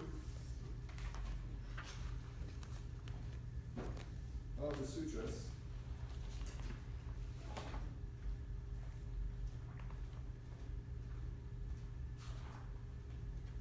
Oh, Rachel, this is yours. It is? Yeah, it's got your name in it. Oh my gosh. Well, whose is this then? I don't know. This one must be yours. Make sure I didn't mark on it. If my name's in it, it'll be at the front, but I don't But think I it wrote is. something in here. Okay, so I know I have 2 copies, but that makes me have 3. So all right, I'll figure it Page out. 125, Sutra 29 in Book 2, and we're going back. Sutra is 29. Sutra 29 of Book 2. I have page 124. I have 117. Yeah, that's gonna be, yep, 117. 117 for you. What do I have? All right, so Is that mine? I don't think, no, this one's not. Oh. This one's mine. Okay, here are the 8 limbs, right?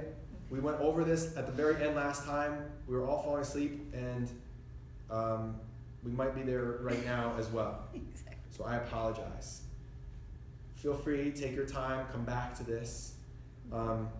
But looking at these 8 limbs, we can rightly go from yama, niyama, asana, pranayama, pratyahara, dharana, dhyana, and samadhi.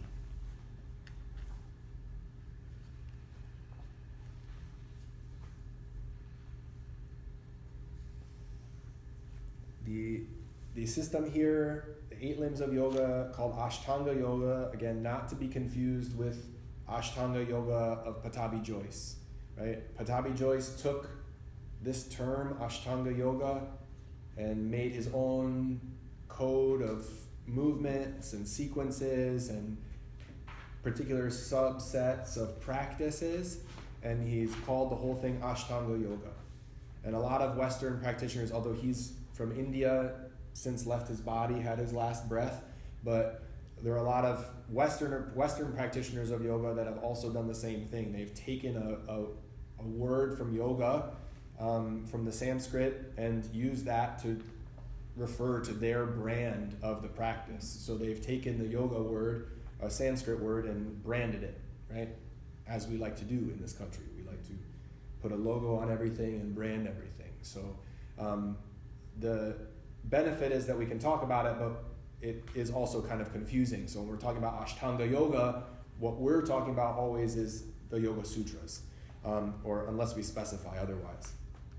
So this section on the 8 limbs is a little bit more lengthy than maybe we want to spend time on right now, but going over them, or at least down this list, the yamas, there are 5 yamas. The niyamas, there are 5 niyamas.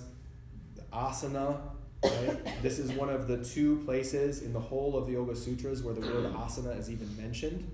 So I think that's significant as well in terms of the importance that the early practitioners placed on the physical practice of yoga, right? It was actually very small, or it's only 1/8 of the practice, if you will. And then moving from asana to pranayama, moving from pranayama to sense withdrawal. And one of the things that Rachel and I were discussing as we were preparing for today was the real efficacy of the breathing exercises is that it makes you more sensitive, right? You actually get more sensitive to the inner subtle sensations of your breathing, right? You're getting closer and closer to those inner mechanisms, and your sensitivity is heightened. And with that heightened sensitivity, then you're going to withdraw your senses, right? So you're going to take the heightened sensitivity from pranayama and then, in a sense, close down the hearing, the seeing. You're going to close your eyes and you're going to turn your focus inward, right? So you're going to use that developed sensitivity inside of your body versus outside of your body, right? So that's kind of that's part of the progression here as well. And Vishnu Devananda, who is a disciple of Shivananda, says, and he's the one I quote all the time on the chakra sheets, he says that you can group the first 5 together as being sort of the external practices that you can sort of do with your body, and then the last 3 are the more mental or internal cognitive meditative practices, or the last 3 limbs. We also like to think about all the limbs existing simultaneously. So you can read the list as like a ladder, as I've been describing it, sort of progression from 1 to the 2nd to the 3rd to the 4th and so on. Or you can say, as I'm practicing, and this is more practical, as I'm practicing asana, I'm also practicing pranayama because I'm controlling and regulating my breathing.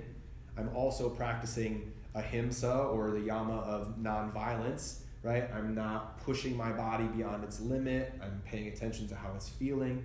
So we can practice all the limbs in some way simultaneously, right? Or we're always practicing all the limbs simultaneously, and then from time to time we might put a particular focus or a finer point on one of the limbs.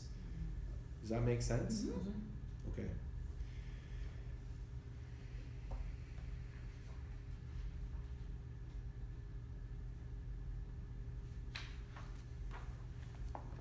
Questions about this?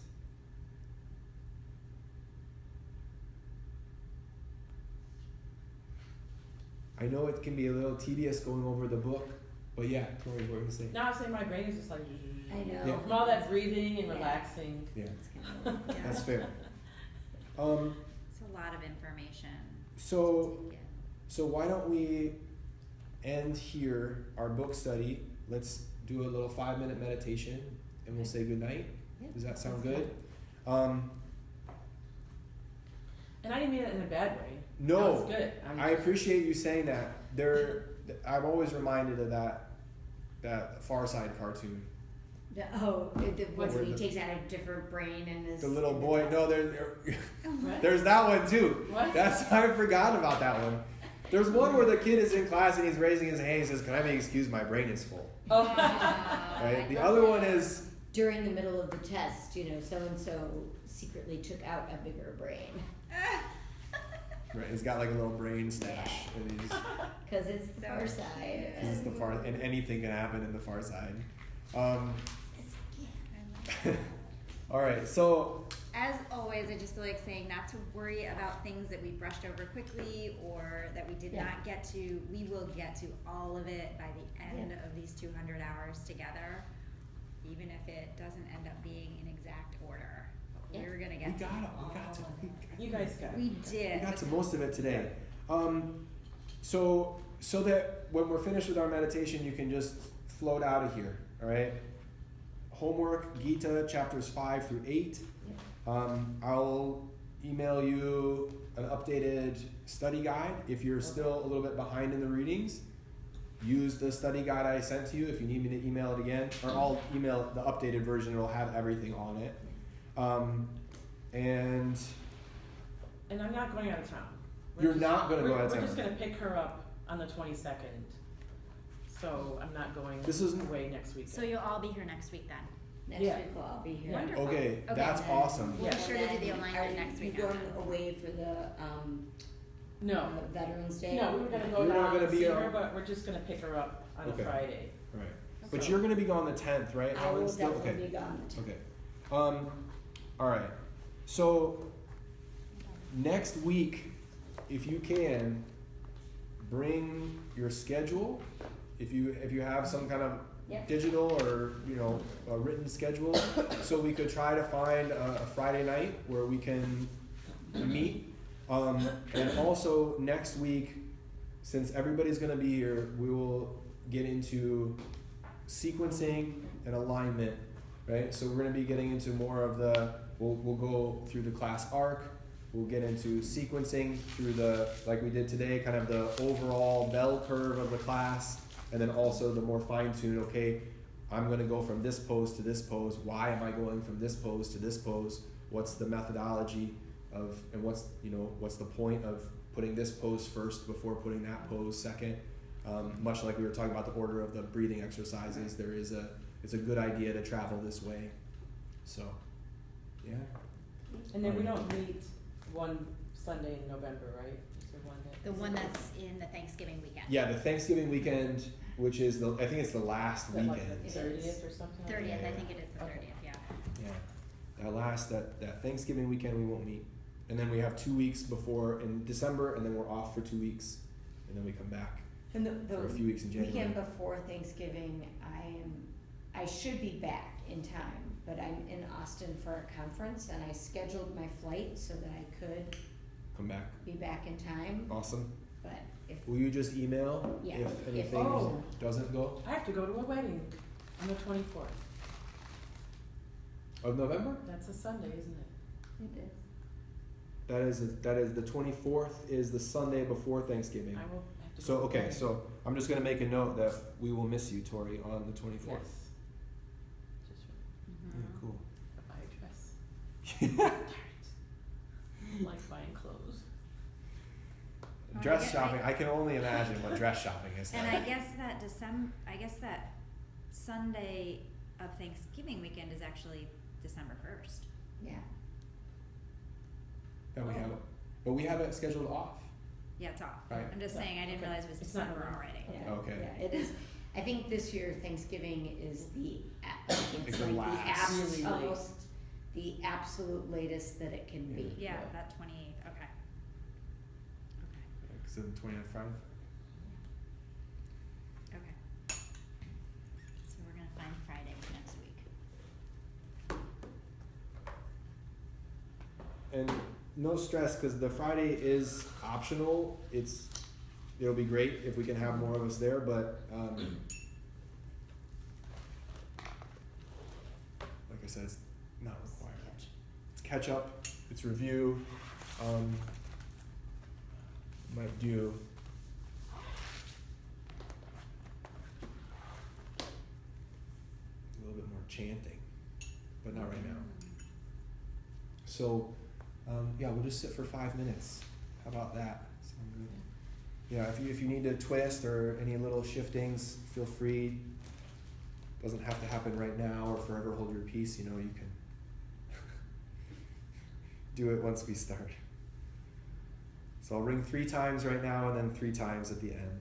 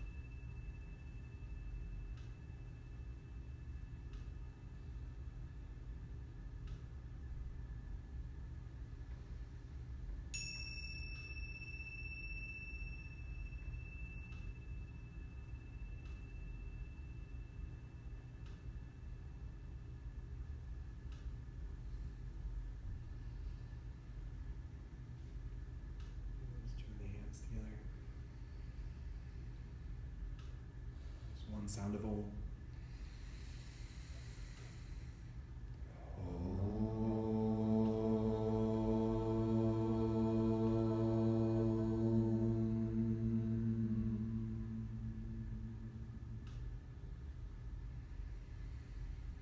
Jaya Guru Devi.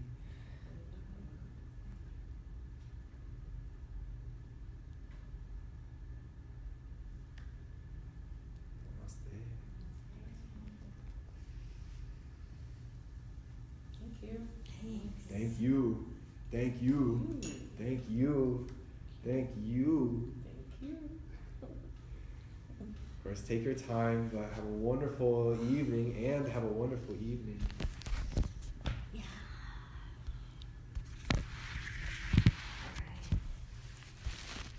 Still light out. It is, and what a gorgeous day it was. Imagine if